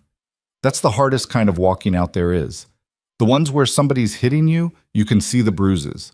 The ones where somebody's just turned the heat up on you for 20 years. Those you have to leave before the water boils, and most women don't. Most women stay in the pot. You got out of the pot." Adriana didn't answer. She was crying a little at the counter of a bookstore in Savannah, and Edgar the cat came out from behind the Chekhov and rubbed against her hand. "There you go," Celeste said. "Edgar doesn't come out for just anyone." Adriana laughed through her tears. "I'm going to be okay," she said. "Honey, you already are." Outside on Bull Street, Savannah was doing its slow January thing. The oaks were stripped but not bare. The air was cold but not cruel. A kid rode by on a skateboard without a helmet, and a dog barked, and somewhere a church bell rang the half hour, and Adriana sat at the counter with her tea going cold, and Edgar purring at her wrist, and she thought about the woman she had been in February 10 months ago, standing at a bus stop in a navy dress, holding on to a metal pole. That woman could not have imagined this bookstore. That woman had not known these oaks were here, or this cat, or this friend. That woman had been in a kitchen being told she was loved by a man who had not looked at her in 6 years, and she had stood there and taken it because she had not known there was anywhere else to go. There had been somewhere else to go. There had always been. It had just been so far from the pot that she had not been able to see it from the inside. Adriana finished her tea. She paid for a book she did not need. She hugged Celeste over the counter, and Celeste said, "Go paint something good today. I'm going to ask about it Friday." "Okay." She walked home in the cold January sunlight. She let herself into her apartment on East Gaston. She hung up her coat. She went into the second bedroom with the north light. She stood in front of the canvas she had been working on for a week, which was a painting of a woman's hands holding a cup, her own hands, from memory. And she picked up a brush, and she went back to work. 800 miles north, a man sat in a penthouse alone at a dining table meant for 8, eating a takeout dinner out of the container, and he did not know that his wife was painting her own hands that afternoon, and if someone had told him, he would not have known what to do with the information. He would only have known, in the quiet, still way he had started knowing things lately, that a part of the world had been moving on without him for a long time and would continue to, and that the losing of her had not been a single event on an October night, but a long, slow weather he had failed to notice, and that the note on the pillow had only been the one drop of rain that happened, at last, to fall where he could see it. He ate his dinner, he put the container in the trash. He sat on the sofa, and he did not turn the television on.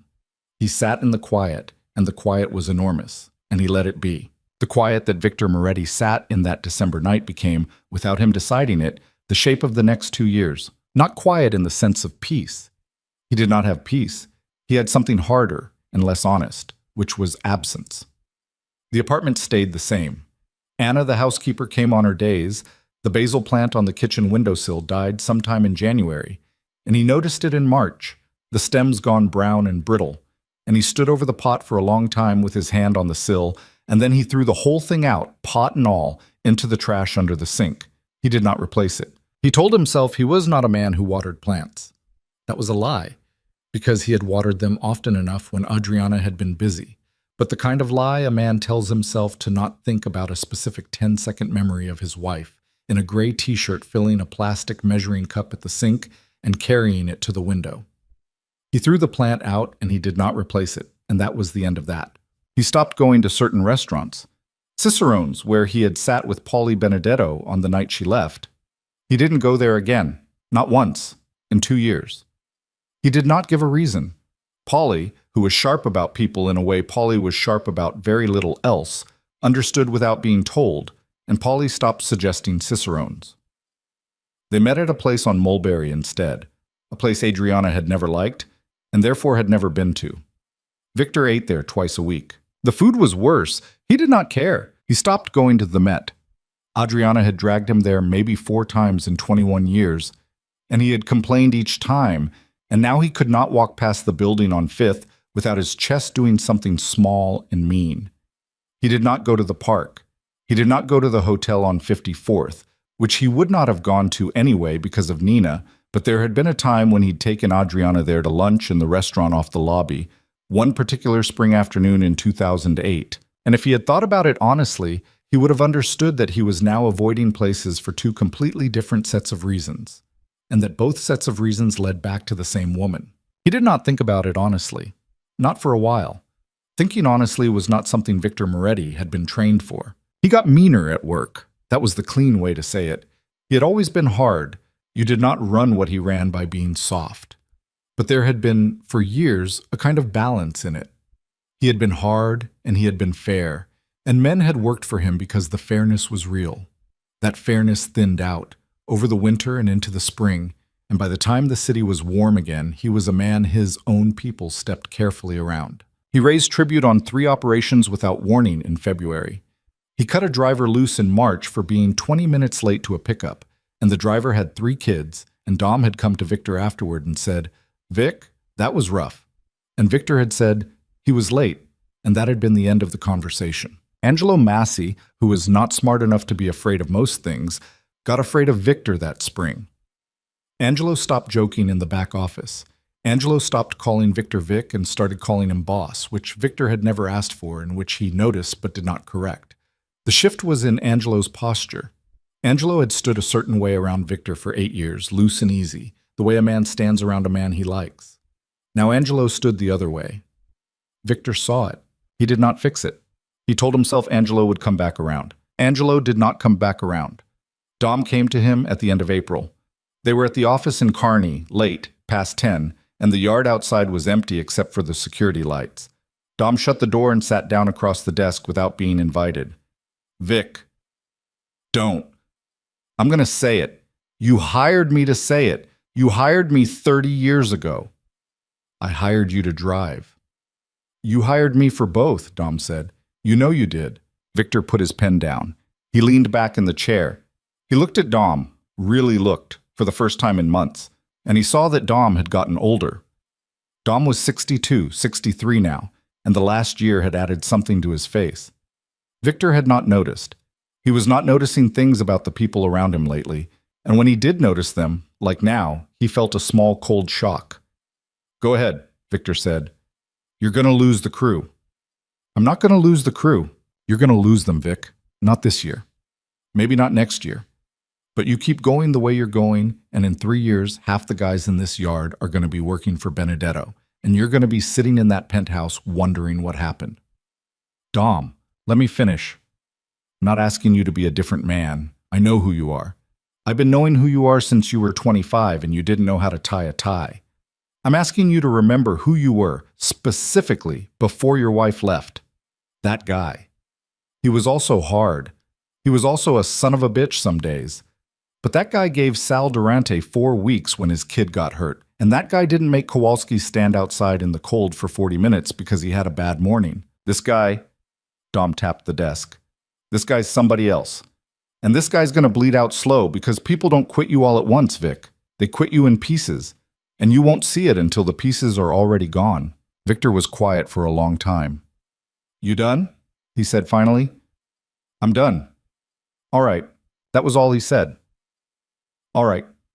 Dom waited another moment, and then Dom stood up, and Dom walked out. Victor sat in the office alone for another hour. He did not do any more paperwork.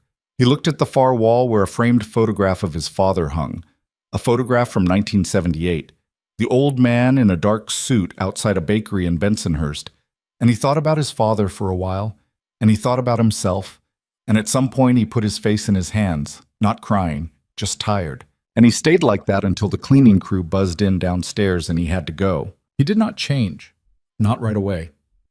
Changing was not the kind of thing Victor Moretti knew how to do as an act of will. But Dom's words sat in the back of his mind for weeks afterward like a small stone in a shoe, and he found himself, little by little, doing things he would not have done the month before.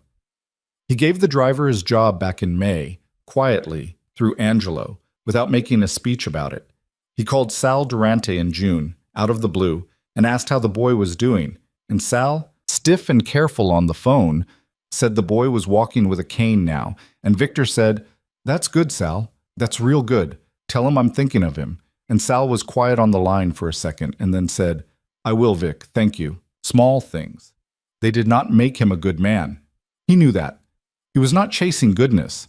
He was chasing the version of himself from 3 years ago. The version who had been bad in a way he understood, instead of this new bad, which felt like it was eating him from the inside and which he did not know how to stop. Meanwhile, in Savannah, Adriana Vella was painting a lot. That was the easiest thing to say about her, and it was true, and it missed almost everything. She was painting a lot. She painted in the mornings before breakfast, in the long yellow mornings of early spring, when the light came through the wisteria and put moving patterns on the floor of the second bedroom. She painted in the afternoons after her walks. She painted sometimes at night, not often, because she had discovered that her best light was daylight and her best hours were the hours before lunch. But sometimes, when a thing wouldn't leave her alone, she painted after dinner and she would come out of the room at 10 or 11 with paint on her knuckles and her hair in a bun held up by a pencil. Her first show was in March. It wasn't a real show. She would have said so herself. It was 6 of her canvases hanging on the walls of a small coffee shop on Abercorn run by a friend of Tasha's, a man named Rob, who had long red hair and played bluegrass on the weekends. Rob had seen one of Adriana's paintings in Tasha's garage. Tasha had been storing some of Adriana's work because Adriana's apartment was small. And Rob had said, "You should hang some of these in the shop. People would buy them." Adriana had said, "No, Rob. Thank you, really. But they're not. Don't do that," Tasha had said. Tasha was leaning against the wall eating a bagel. "Don't do the thing where you say they're not ready. They're ready. You're not ready. Those are different things. Let Rob hang them." "I don't... Adriana." "Okay." She let Rob hang them. 6 small canvases, none of them bigger than 2 feet on a side, priced the way Rob had insisted they be priced, which was higher than Adriana thought reasonable. The opening, if you could call it that, was on a Friday night in the middle of March, and Rob had set out wine in plastic cups and a plate of crackers, and about 30 people came, most of them regulars of the shop, some of them friends of Tasha's, and Celeste came wearing a green scarf and stood by the door for an hour, telling anyone who would listen that I knew this one when she was still pretending she couldn't paint. Adriana sold 4 of the 6 that night. The first one went in 20 minutes, bought by a woman Adriana had never seen before, a woman in her 50s in a cream blouse, who had walked up to Adriana with a glass of wine in her hand and said, "Are you the painter?" "Yes." "I'll take the one by the window, the hands one." Oh, okay. Thank you, Thank you." "What's it called?" "It doesn't have a name." "Give it one," the woman said, smiling. "I want to tell people what it's called when they come to my house." Adriana stood there for a minute. She looked at the painting, the one with her own hands holding a cup. She said, "Morning. Call it morning." "Morning," the woman said. "Good." The woman paid Rob and took the painting off the wall herself. Adriana watched her leave with it wrapped in brown paper, and she had to go to the bathroom for a minute. And in the bathroom, she put her palms on the sink and looked at herself in the mirror, and she whispered, "Somebody just bought a painting of yours, Adriana." And she cried a little, not hard, just a little, and then she fixed her mascara and went back out. That night, At 10, when everyone had left and Rob was cleaning up and she was helping him stack chairs, Rob said, "How does it feel?" "I don't know yet." "Yeah. Give me a week." "Ha! All right, you tell me in a week." She walked home through Savannah. The nights in Savannah in March were the best nights in Savannah, and she walked slowly with her hands in her coat pockets and the smell of jasmine coming from somebody's garden on Jones Street, and she thought, without meaning to, of her husband. Ex-husband. She thought of Victor, not with anger, not even really with sadness. She thought of him the way you think of a house you used to live in. She thought, he would have been proud of me tonight, and she was surprised that the thought didn't hurt as much as she had expected. She let herself into the apartment on East Gaston. She put her coat on the hook. She took off her shoes. She sat on the sofa in the dark for a minute. She did not turn the television on. She did not call Teresa, not yet, although she would call her in the morning.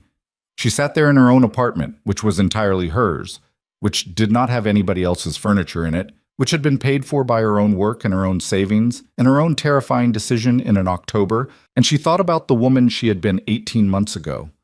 That woman standing in the doorway of her own bedroom with a navy dress on, and a laugh from the bed she had not laughed. And she said aloud to the empty apartment, "You did it." She said it twice. The second one was quieter. Then she went to bed. The money she made from the coffee shop show was not much. $800 by the end of it, when the sixth painting sold the following Tuesday to a tourist from Cincinnati who Rob had ambushed with it on his way out the door. $800 was not a life. But it was the first money Adriana Vela had ever made from her own hands in her entire adult life. She had made money as a waitress at 23, but that had been before. That had been somebody else. And she took the check to her bank on a Monday morning, and she deposited it, and she looked at the balance on her account afterward, and she did not spend any of it for 6 months. She let it sit there. She looked at it sometimes. It was proof. Tasha introduced her to a woman named Marjorie in April. Marjorie ran a small gallery on Jones Street, one room, beautifully lit, and Marjorie came to Adriana's apartment and looked at the canvases Adriana had stacked against the walls of the second bedroom. Marjorie was in her 60s, thin, white hair cut short, wearing a linen shirt. She looked at the paintings without saying anything for about 15 minutes. Adriana stood in the doorway, not knowing what to do with her hands. "How old are you, dear?" Marjorie said finally. 45. "Where have you been?" "What do you mean?" "I mean, where have you been with this? How is it possible that I am just meeting you in April?" I took some time off." "Some time? A long time." Marjorie said. She offered Adriana a show for the following September. Not a group show. A solo show. 12 pieces. 3-week run. Adriana stood in her own second bedroom and listened to this woman offer her a solo show, and she kept her face very still, because she had been raised to keep her face still when somebody offered her something she wanted. And after Marjorie left, she sat on the floor of her studio and laughed for 5 minutes. Just laughed. Her stomach hurt afterward from the laughing. She called Teresa that night. "Teresa." "Addie, I got a gallery show." There was a long pause. "You got a what?" "A gallery show. A real one. In September. 12 paintings." Teresa started crying. Teresa was the one who cried in their family. Not Adriana, never Adriana, but Teresa cried easily and well, and Teresa sat in her kitchen in New Jersey at 9:40 p.m. and cried for her sister on the phone. And Adriana held the phone away from her own ear for a second so she didn't cry too. "I knew it," Teresa said. "I knew it, Addie. I knew it. I knew it. I know, T. Tell me everything. Tell me what she said." "Marjorie. Is that her name?" Adriana told her. Teresa wanted to come down for the show. Teresa wanted to come down now. In fact, didn't want to wait for September. Teresa booked a flight that night for the following weekend, and when she arrived on Friday evening at the Savannah airport, she walked out to Adriana with her sunglasses still on, even though it was already dark, and she hugged Adriana in the middle of the arrivals curb, and she said into Adriana's hair, "You did it, you weirdo. You actually did it. I did it. I'm so proud of you I can't see straight." "I know, T." Teresa stayed for 4 days. They walked everywhere. They ate too much. They sat on Adriana's wrought iron balcony under the wisteria and drank wine in the evenings. And Teresa asked, on the second night, the question she had been saving. You ever hear from him? No. Nothing. Nothing. Not once in 18 months. That surprised you? I asked him not to. Yeah, but, Adriana agreed. It surprises me a little. I thought he would at least try. I thought he would send somebody. I kept thinking, for the first few months I'd turn a corner and there'd be a guy in a parked car. And there wasn't. There wasn't. Or if there was, I never saw him. Teresa drank her wine. She looked out at the street. Maybe he grew up a little, Addie. Maybe. Maybe he just didn't care enough. Maybe that too.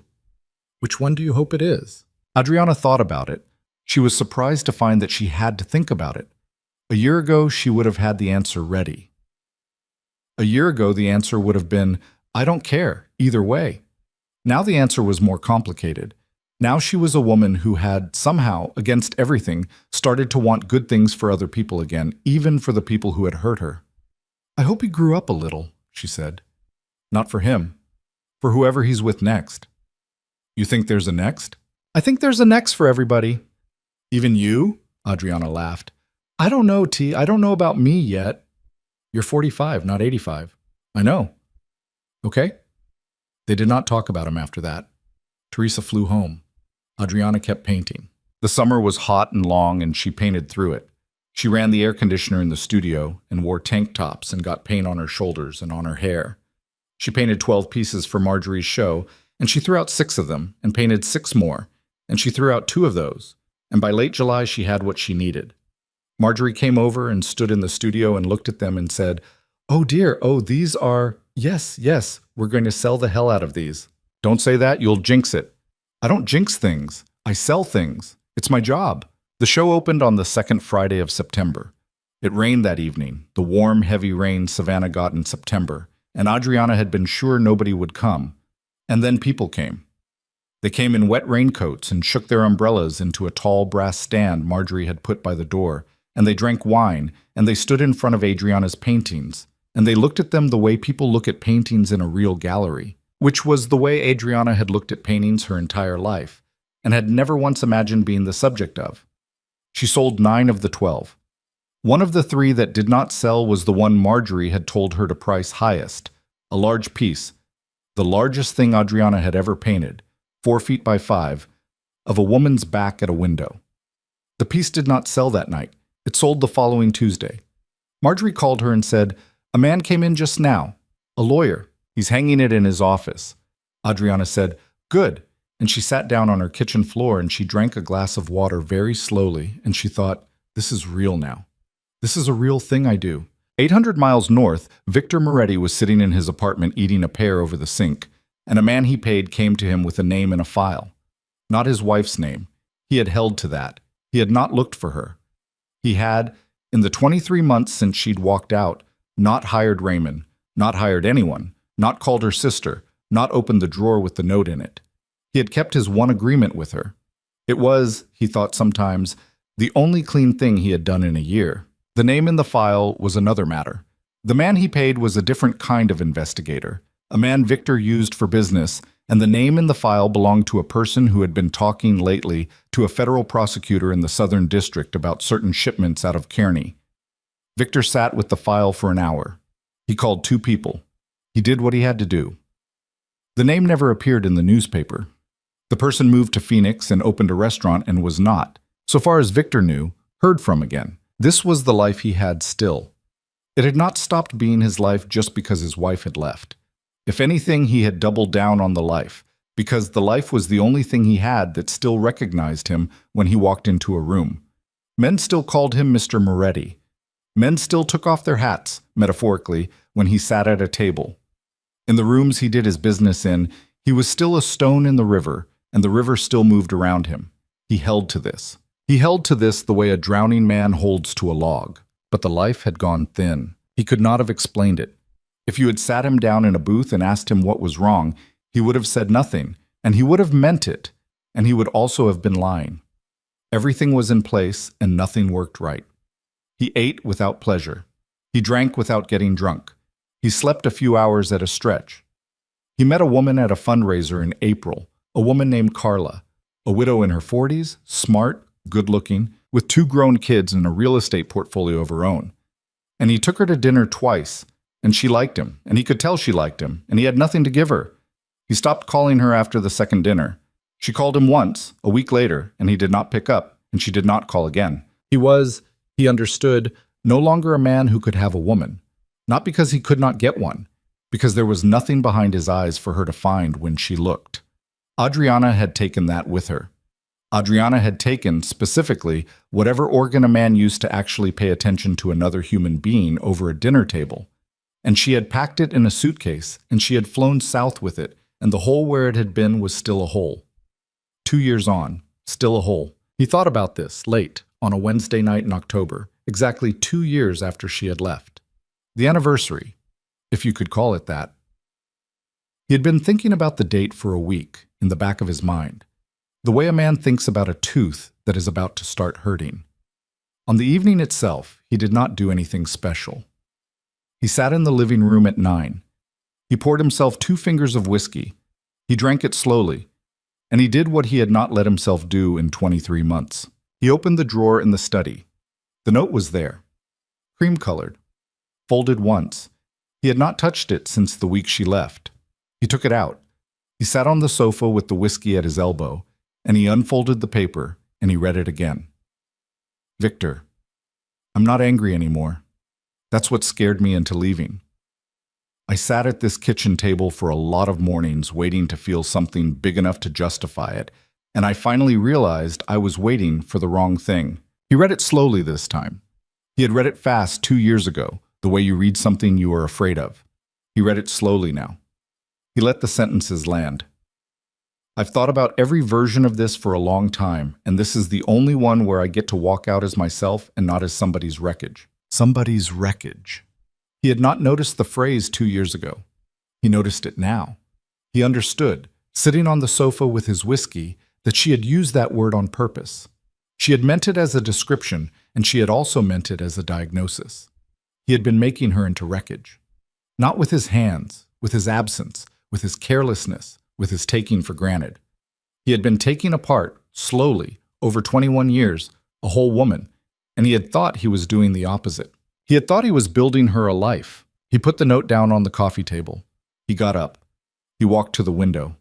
He stood there with his hands in his pockets, and he looked out at the city, at the lights of Park Avenue going north, at a yellow cab turning on 72nd, at a woman in a long coat walking a dog again. Maybe the same woman, maybe not. The same breed of woman at any rate, the kind of woman who walked a dog at night in a city. He watched her until she turned the corner. He said aloud to the window, I'm going to Savannah. He did not know where that had come from. He did not know that she was in Savannah. Specifically, he had not been told. He had not asked.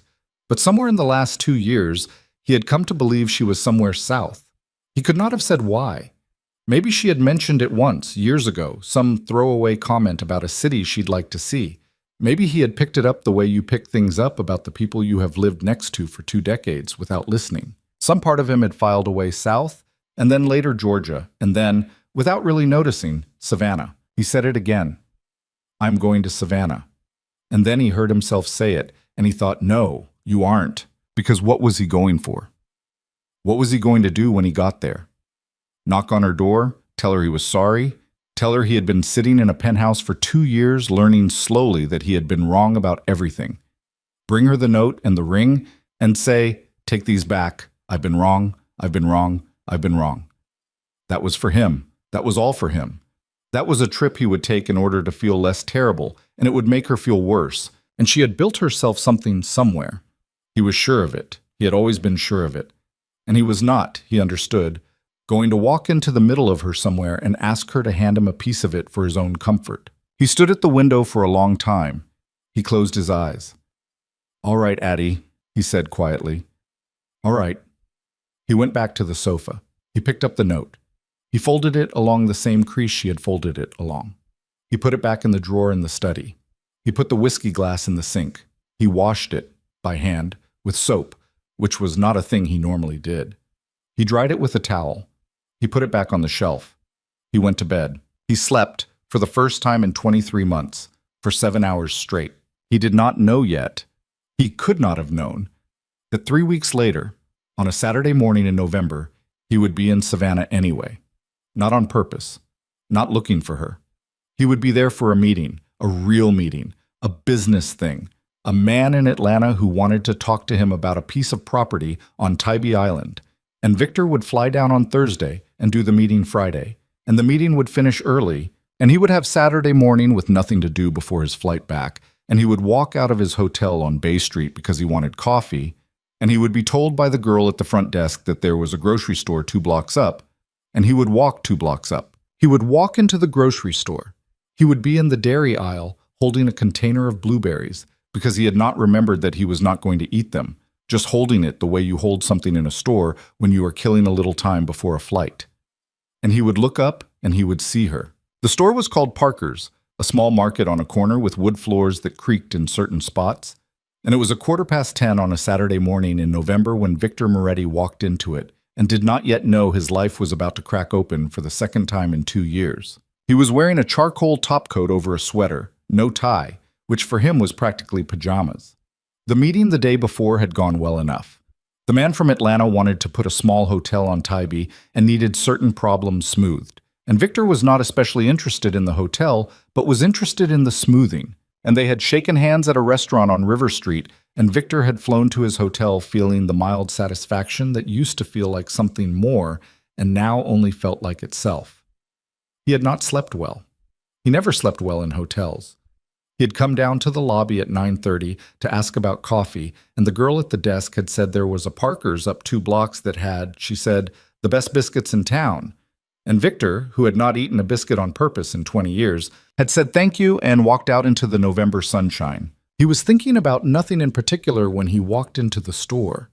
He was thinking about whether his flight that afternoon was out of Jacksonville or Savannah.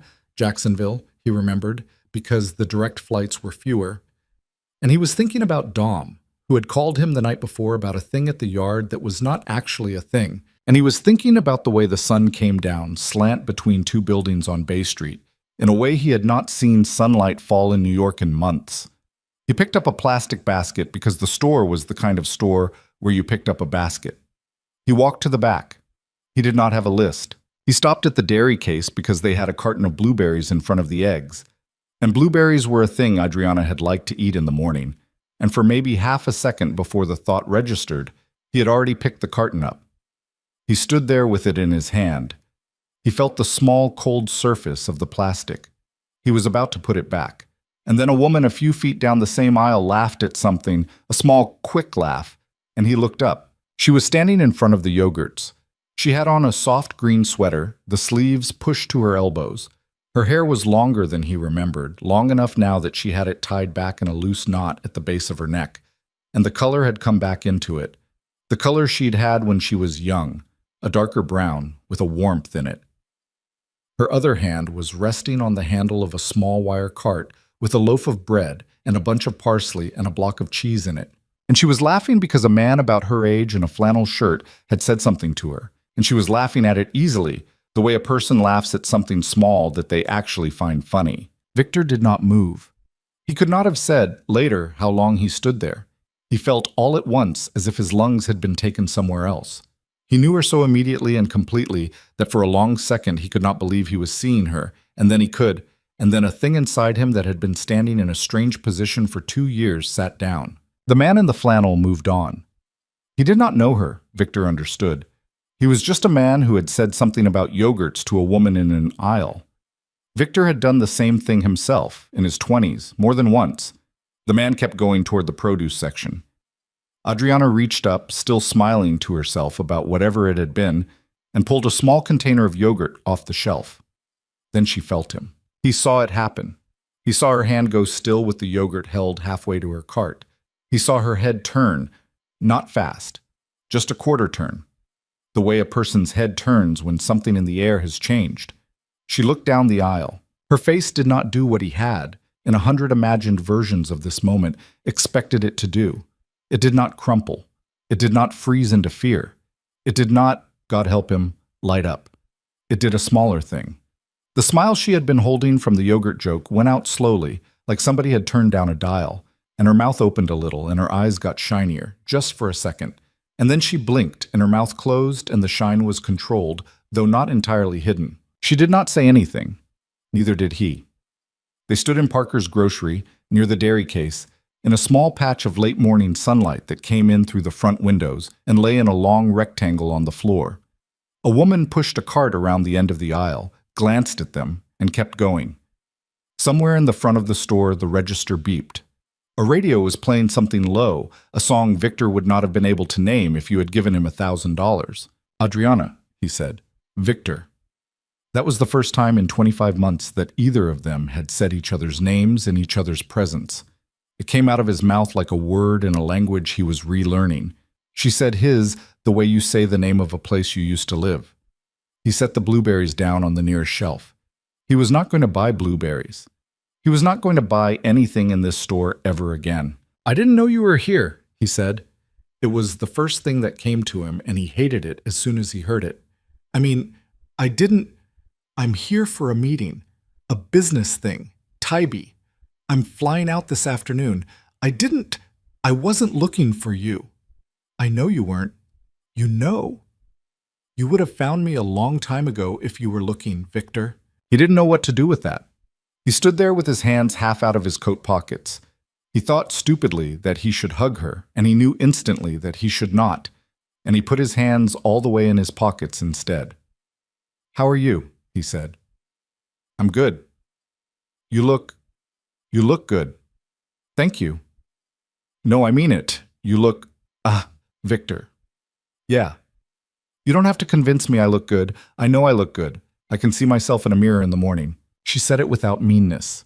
It came out almost warm, almost teasing, and he heard her voice do the small tilt at the end that her voice had done for years when she was being funny with him at home, back when they had still been funny with each other, and something in his chest broke gently, the way a piece of ice breaks when it's been in the sun for a while. Right, he said. Right, sorry. You don't have to apologize for that either. Okay. There was a silence. He could not remember having ever been so badly out of words in his adult life. He was a man who had stood in rooms with federal prosecutors and negotiated his way out, and he was standing now in front of a dairy case in Savannah, Georgia, in front of a woman in a green sweater, and he could not find one sentence that was the right sentence. She watched him flounder. She did not help him. That was not, he realized, because she was cruel. It was because she was no longer responsible for his sentences. She had been responsible for his sentences for 21 years in a way, pulling them out of him when he couldn't find them, filling in when he trailed off, translating him to other people. And she had laid that responsibility down, and he could see her not picking it up. Can I? He started. Let's finish shopping first, she said. What? I've got things to buy. You got things to buy. Let's not do this in the yogurt aisle. There's a bench in the little garden on the side of the store. I'll meet you there in 10 minutes. Adriana. 10 minutes, Victor. I'm not running. She turned her little cart and walked toward the produce. She did not look back. He stood there another second. Then he picked up his basket. He walked down the aisle the other way, because if he followed her, he was going to lose his mind, and he went through the motions of a man shopping. He put a box of crackers in the basket. He put a jar of something. He put a bag of coffee. He did not know what he was going to do with any of these things in a hotel room. He paid at the front. He walked out into the sun. The bench was where she had said it would be, on the side of the store in a small brick garden with a magnolia in it. One of those old southern magnolias with thick, waxy leaves that held water like little green cups. He sat down on the bench. He set the paper bag of groceries on the ground at his feet. He put his hands on his knees. He realized his hands were shaking, just a little, the way they had shaken at 4 a.m. in his bedroom 25 months ago. And he put them flat on his knees and he breathed and he waited. She came out 7 minutes later with her own little brown bag. She sat down on the other end of the bench, not close, not far. She put her bag on the ground next to his. She took a breath, and she let it out, and she sat back against the slats of the bench and looked at him. Okay, she said. Okay, tell me, what did you want to say? He opened his mouth. A lot of things happened in him at once. He had for 25 months carried around a long speech, or a series of them, the way a man carries a loaded gun. He had imagined this moment in bed at night. He had imagined it in cars. He had imagined it in his own kitchen staring at a carton of eggs. The speech had gotten longer and more elaborate over time, and it had included explanations and defenses and admissions, and toward the end a question, will you ever come back? He had not let himself finish that version of the speech very often, but it had been in there, coiled up under everything. He looked at her now, in her green sweater, with her hair in the loose knot, sitting on a bench in a November garden in Savannah, and he understood that every version of the speech he had ever rehearsed was wrong. He opened his mouth, and the speech he had was not the speech that came out, not even close. I was wrong, he said. She waited. I was wrong for a long time, Addie. Not just the one, not just the thing with, not just that. That was the end of it. I was wrong before that. I was wrong for years before that. I stopped looking at you. I didn't see you. I don't mean I didn't notice you. I mean I stopped looking at you. There's a difference. And I didn't know there was a difference until you were gone. And I started sitting in that apartment trying to remember the last time I had really looked at you, and I couldn't find it. I couldn't find a single time. Not in years, and that was the thing. That was the thing I did. I did a lot of other things, but that was the big one, the foundation of it. I stopped looking at you and you got smaller and smaller in that apartment, and I told myself you were fine because it was easier than asking. He stopped. He had not cried in a year, and he was not going to cry now, and he pressed his thumb against the inside corner of his eye and made himself breathe. I don't have an explanation for it, he said. I've been trying to find one for 2 years. I don't have one. I was selfish. I was comfortable. I thought I could do whatever I wanted because you loved me, and you were... I thought love was a thing you got to keep by paying for. I thought if the bills were paid and the apartment was nice and I didn't hit you and I didn't scream at you, I was doing it. I thought that was the job.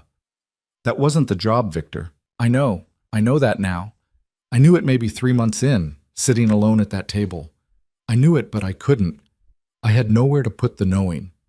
So I just sat with it for a long time. I've had a very quiet 2 years, Addie. I don't know what else to tell you. She was watching him steadily. Her eyes were wet at the edges, but she was not crying. She was doing, he saw, something harder than crying.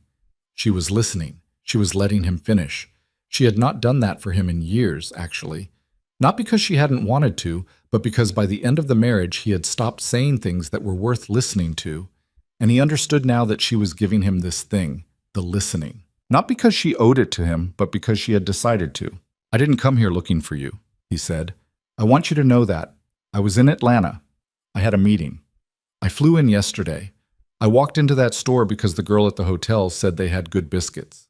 She's right. What? The biscuits. They're good. He laughed. He was astonished that he could laugh.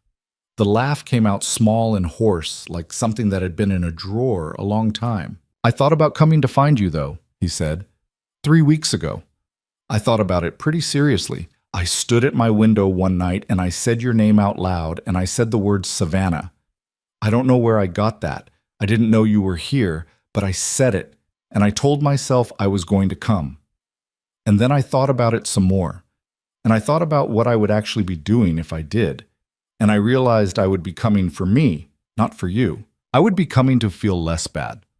And I thought, no, you don't get to do that to her. You don't get to make yourself feel less bad by showing up in her life. She asked you for one thing, and it was to not look for her, and you can do that one thing. So I didn't come. But you're here now. I'm here by accident. Okay? I want to be really clear, Adriana. I am not here to ask you for anything. I am not here to ask you to come back. I don't want it. I don't have that in me. I know that's gone. I've known that was gone for a long time. Okay? He stopped. He looked at his shoes. He looked at the magnolia. He looked back at her. I'm glad I'm seeing you. I want you to know I'm glad. If I had had to live the rest of my life without seeing you one more time, I would have because that's what you asked for. But I'm glad I'm seeing you. That's a selfish thing to say, and I'm saying it anyway. She was quiet for a long moment. Then she said, Are you done?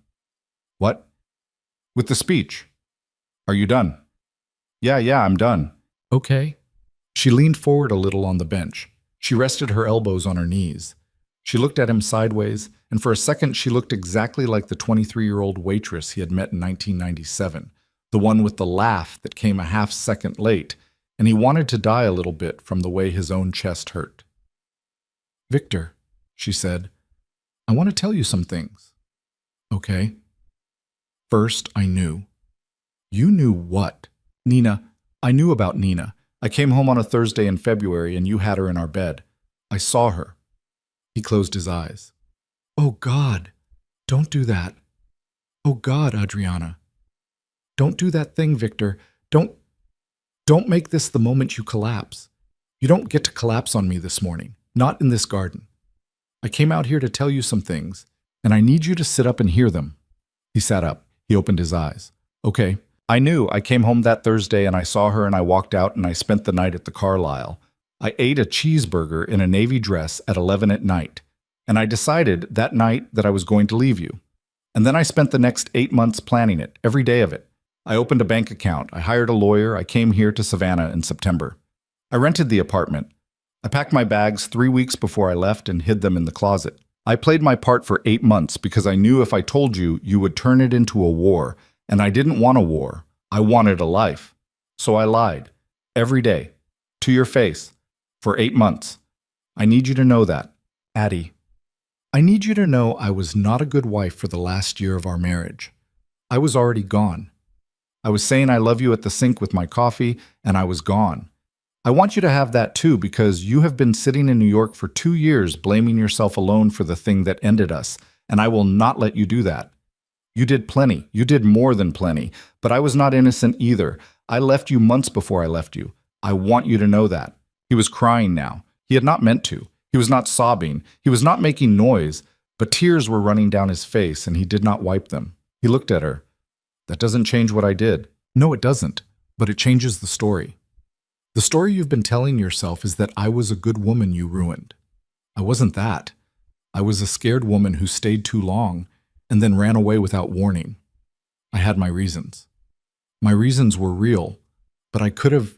She paused. "I could have said something once in those last 8 months. I could have given you one chance. I didn't. I didn't because I didn't trust you with it, and I was right not to, but I still didn't. That was my piece. Adriana, let me finish. Okay? Second thing, I'm a painter now." He looked at her. The sentence sat in the air for a second before he understood it. "What? I paint. For a living. That's what I do now. I sell paintings. I had a show in September, a real one in a gallery. A woman in Atlanta bought 3 of them. I have a studio in my apartment, the second bedroom. It gets the morning light. I paint 5 days a week. I paint every morning. I'm good, Victor. I'm actually good. I don't know how good. I'm still learning, but I sell them, and people want them. And I wake up in the morning, and I go in that room, and I have something to do that I care about. I haven't had that since I was 22 years old." He was staring at her. The tears on his face were drying in the light breeze. He was not sure in the moment whether he was going to smile or break down. "Adriana, I know.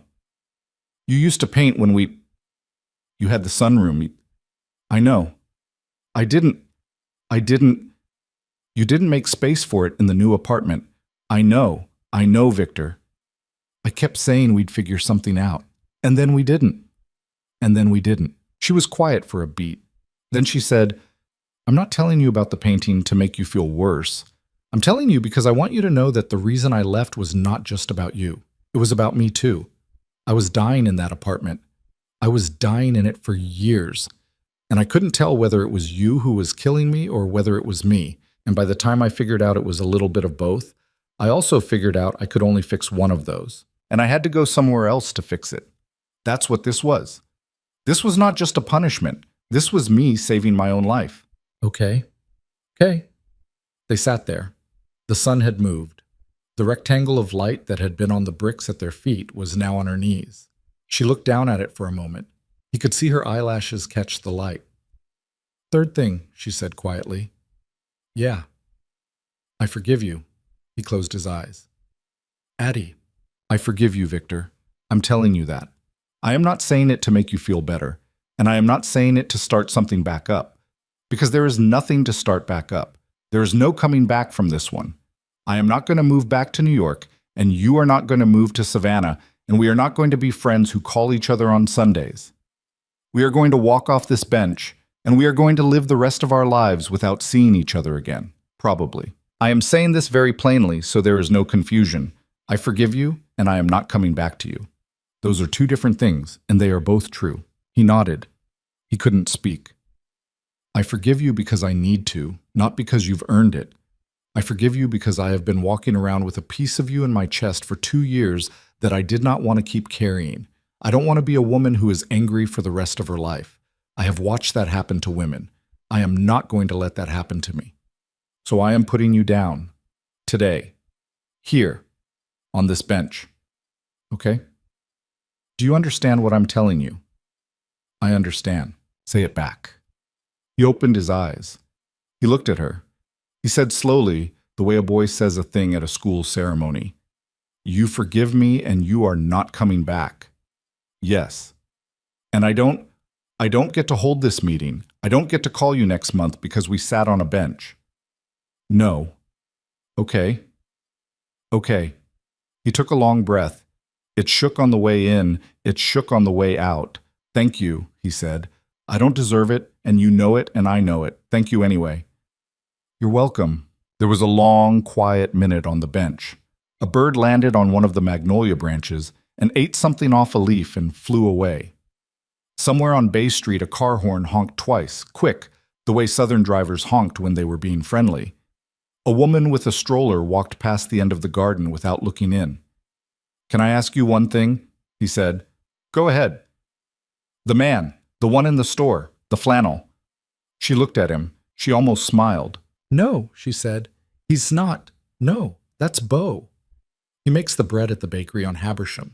He was complaining about his wife's yogurt preferences. There's nobody, Victor. Not like that. Not right now. Okay. Are you asking for a reason or? I'm asking because I wanted to know, not for a reason. All right. I don't want to know if there is somebody. I just wanted to know if that was him. That wasn't him. That isn't anybody. Okay. He nodded. He was grateful for the answer and also for the absence of one, and he understood sitting there that he had asked a thing he had no right to ask, and she had answered it anyway because she was a kinder woman than he had deserved, and because today, in this garden, she could afford the kindness. I should go, she said. Yeah. I told Celeste I'd meet her at 11. Who's Celeste? A friend. She has a bookstore. That's good. That you have a friend. I have a lot of friends here. I have a life here. I want you to know that too. I'm glad. I mean it. I know you do. She stood up. He stood up too, a little slower, his knees remembering his age. She picked up her brown bag. He picked up his. They stood facing each other on the path in front of the bench. Behind her the magnolia, behind him the store. Take care of yourself, Victor. You too, Addie. She took one step toward him. Just one. She put her hand briefly on his arm, right above the elbow. It was not an embrace. It was not even really a gesture. It was a woman putting her hand on a man's arm for 3 seconds to say a last thing she did not have words for.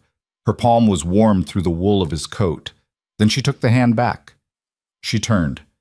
She walked away from him, up the path, out of the garden, onto the sidewalk on the side street, and she did not look back. He watched her until she turned the corner. He stood there another minute. Then he walked slowly the other way, back toward his hotel, with the paper bag of things he was not going to eat in his hand. In the hotel room, he sat on the end of the bed for a long time. Then he put the groceries on the desk. He called a car for the airport. The car was 22 minutes away. He sat back down on the bed. He put his face in his hands for a while. Then he got up.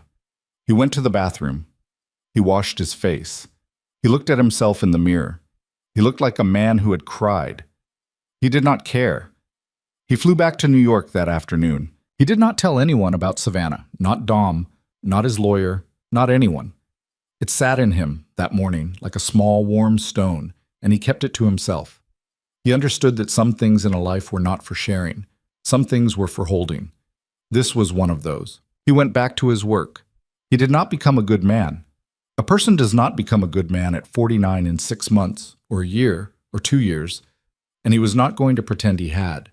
He stayed in the business. He kept the crew. He ran what he ran. But he did quietly, small things. He called Sal Durante's boy twice a year after that, for no reason, just to ask how the physical therapy was going, and the boy, who was a man now, came to think of Mr. Moretti as a man who cared about his progress, which was more than Mr. Moretti had a right to. Victor started a scholarship under an assumed name at a small art school in Queens, and he never told anyone about it, and he funded it every year, and he didn't look at who got it. He got rid of the penthouse in the 4th year and moved to a smaller place downtown, and he liked the smaller place better. And he understood, in the moving of it, that the penthouse had been a monument to something he had stopped believing in a long time ago. He did not see Adriana again. Not once. Not in the bench garden sense. Not in any sense. He was true at last to one promise. Adriana, for her part, walked to Celeste's bookstore that same November Saturday with her bag of groceries, and Edgar the cat came out from behind the checkoff and wound around her ankles, and Celeste looked up from her crossword and said, "You look like you saw a ghost." And Adriana said, "I did. I saw a ghost. I'm okay." Celeste studied her for a second and then said, "You want to tell me." And Adriana said, "Not today, maybe next week." And Celeste, who had been a woman long enough to know when to stop asking, nodded once and went back to her crossword. Adriana sat in the chair by the counter, and she drank a cup of tea slowly, and she watched the light on the spines of the books, and in her chest something that had been clenched for 25 months was not clenched anymore. She painted all the way through that winter. She painted all the way through the following spring. She had another show the next fall. She sold out that one. Marjorie took on another artist who made Marjorie less money, and did not mind because Marjorie was the kind of woman who built careers on purpose. Adriana was written up once, briefly, in a regional magazine, and Teresa framed the article and sent it to her. And Adriana put the frame on a shelf in the living room, and every time she walked past it, she laughed a little at herself. She met a man, eventually, in her late 40s, a widower with a kind face who ran a restaurant on Wilmington Island, and it did not turn into a marriage because she did not want another marriage, but it turned into a good thing for several years, and after that into a friendship, and she had that too. She did not think about Victor Moretti every day. She thought about him sometimes. She thought about him most in certain pieces of music and in certain pieces of weather, and on the one anniversary she kept, which was the second Tuesday of October, every year, a day she did not mark with anything in particular but which she noticed, the way you notice a scar on your hand when it catches the light. She did not wish him ill. She did not wish him well, exactly. She wished him the things she had wished for herself, long ago on a bench in November, that he would find a way to put the thing down. And here is the piece of it worth saying plain, because it's easy to miss in a story that ends in a grocery store. A woman like Adriana does not walk out of a penthouse because her husband had one affair. She walks out because of 1,000 small absences, because of a sunroom that became no room, because of the word babe where her name used to go, because of years of being looked past at her own dinner table. The affair was only the piece big enough to see. The rest was the weather, slow and constant, and most people do not leave the weather. They put up with it. They tell themselves it's fine. A person who leaves the weather is doing something rarer than leaving a cheater, and what they are doing is saving their own life. And a man like Victor, he does not lose a wife in one night either. He loses her too, over years. He loses her one dinner at a time, one unasked question at a time, one night at a pointless meeting at a long restaurant at a time, while she sits at the kitchen table with the tea going cold in front of her, learning him away from herself. By the time his wife leaves him, he has already lost her many times, in pieces. The note on the pillow is only the receipt. If there is a lesson in any of this, it is not, don't cheat. That one is too small. It is, look at the people you love. Look at them while they are still in the room. Look at them when you are tired, when you are bored, when you think you know what they are going to say next. Especially then, because people do not stay in marriages where nobody looks at them. They find ways out. The quiet ones find the quietest ways, and those are the ones you do not come back from. Victor Moretti ran an empire for another 20 years. He was feared and he was respected, and the papers, when he finally died at 71 in a hospital bed with his niece holding his hand, and Dom, long since retired, asleep in a chair in the corner, wrote a long obituary that made him sound more interesting than he was. The obituary did not mention a wife. There was no wife to mention. He had been divorced for decades. The obituary did mention, in its last paragraph, a scholarship at an art school in Queens that he had quietly funded for almost 25 years, and the writer of the obituary did not know why he had funded it, and it was not the writer's business, and the scholarship went on funding young painters, mostly women starting late, for another 40 years after Victor Moretti was in the ground. Adriana Vela lived to be 86. She died in a small house on Tybee Island that she bought, eventually, with the money from her paintings, with a good view of the water and a screened porch where she liked to sit in the mornings. Her work hangs, today, in a number of places, including the small regional museum in Savannah, which has two of her pieces. Morning, from her first show at the coffee shop on Abercorn, donated by the woman in the cream blouse who had bought it in 1998, and Window, the large one she painted for Marjorie. She had a niece who took care of her at the end, and several friends who outlived her and one who did not. And she is remembered in the way women like her are remembered, mostly by the people she painted for, and by the people who walk through those rooms and stop in front of her work and stand there for a minute longer than they planned to. There's a small wooden bench in a brick garden on a side street off Bay Street in Savannah. It is still there. A magnolia still grows next to it. Nobody has put a plaque on it because nothing official ever happened on it. Most mornings, a woman from the neighborhood sits on it to drink her coffee. On certain afternoons, tourists rest on it for 5 minutes before walking on. None of them know. That is how most of the important moments in most people's lives actually go. They happen on benches nobody labels, between two people nobody photographed, and then the two people walk off in different directions, and the rest of the world, which did not notice, goes on. Between the two of them, Victor and Adriana, they did one thing right at the end. They let each other go, on purpose, in sunlight, with words. That is more than most people get. It was, in the end, enough.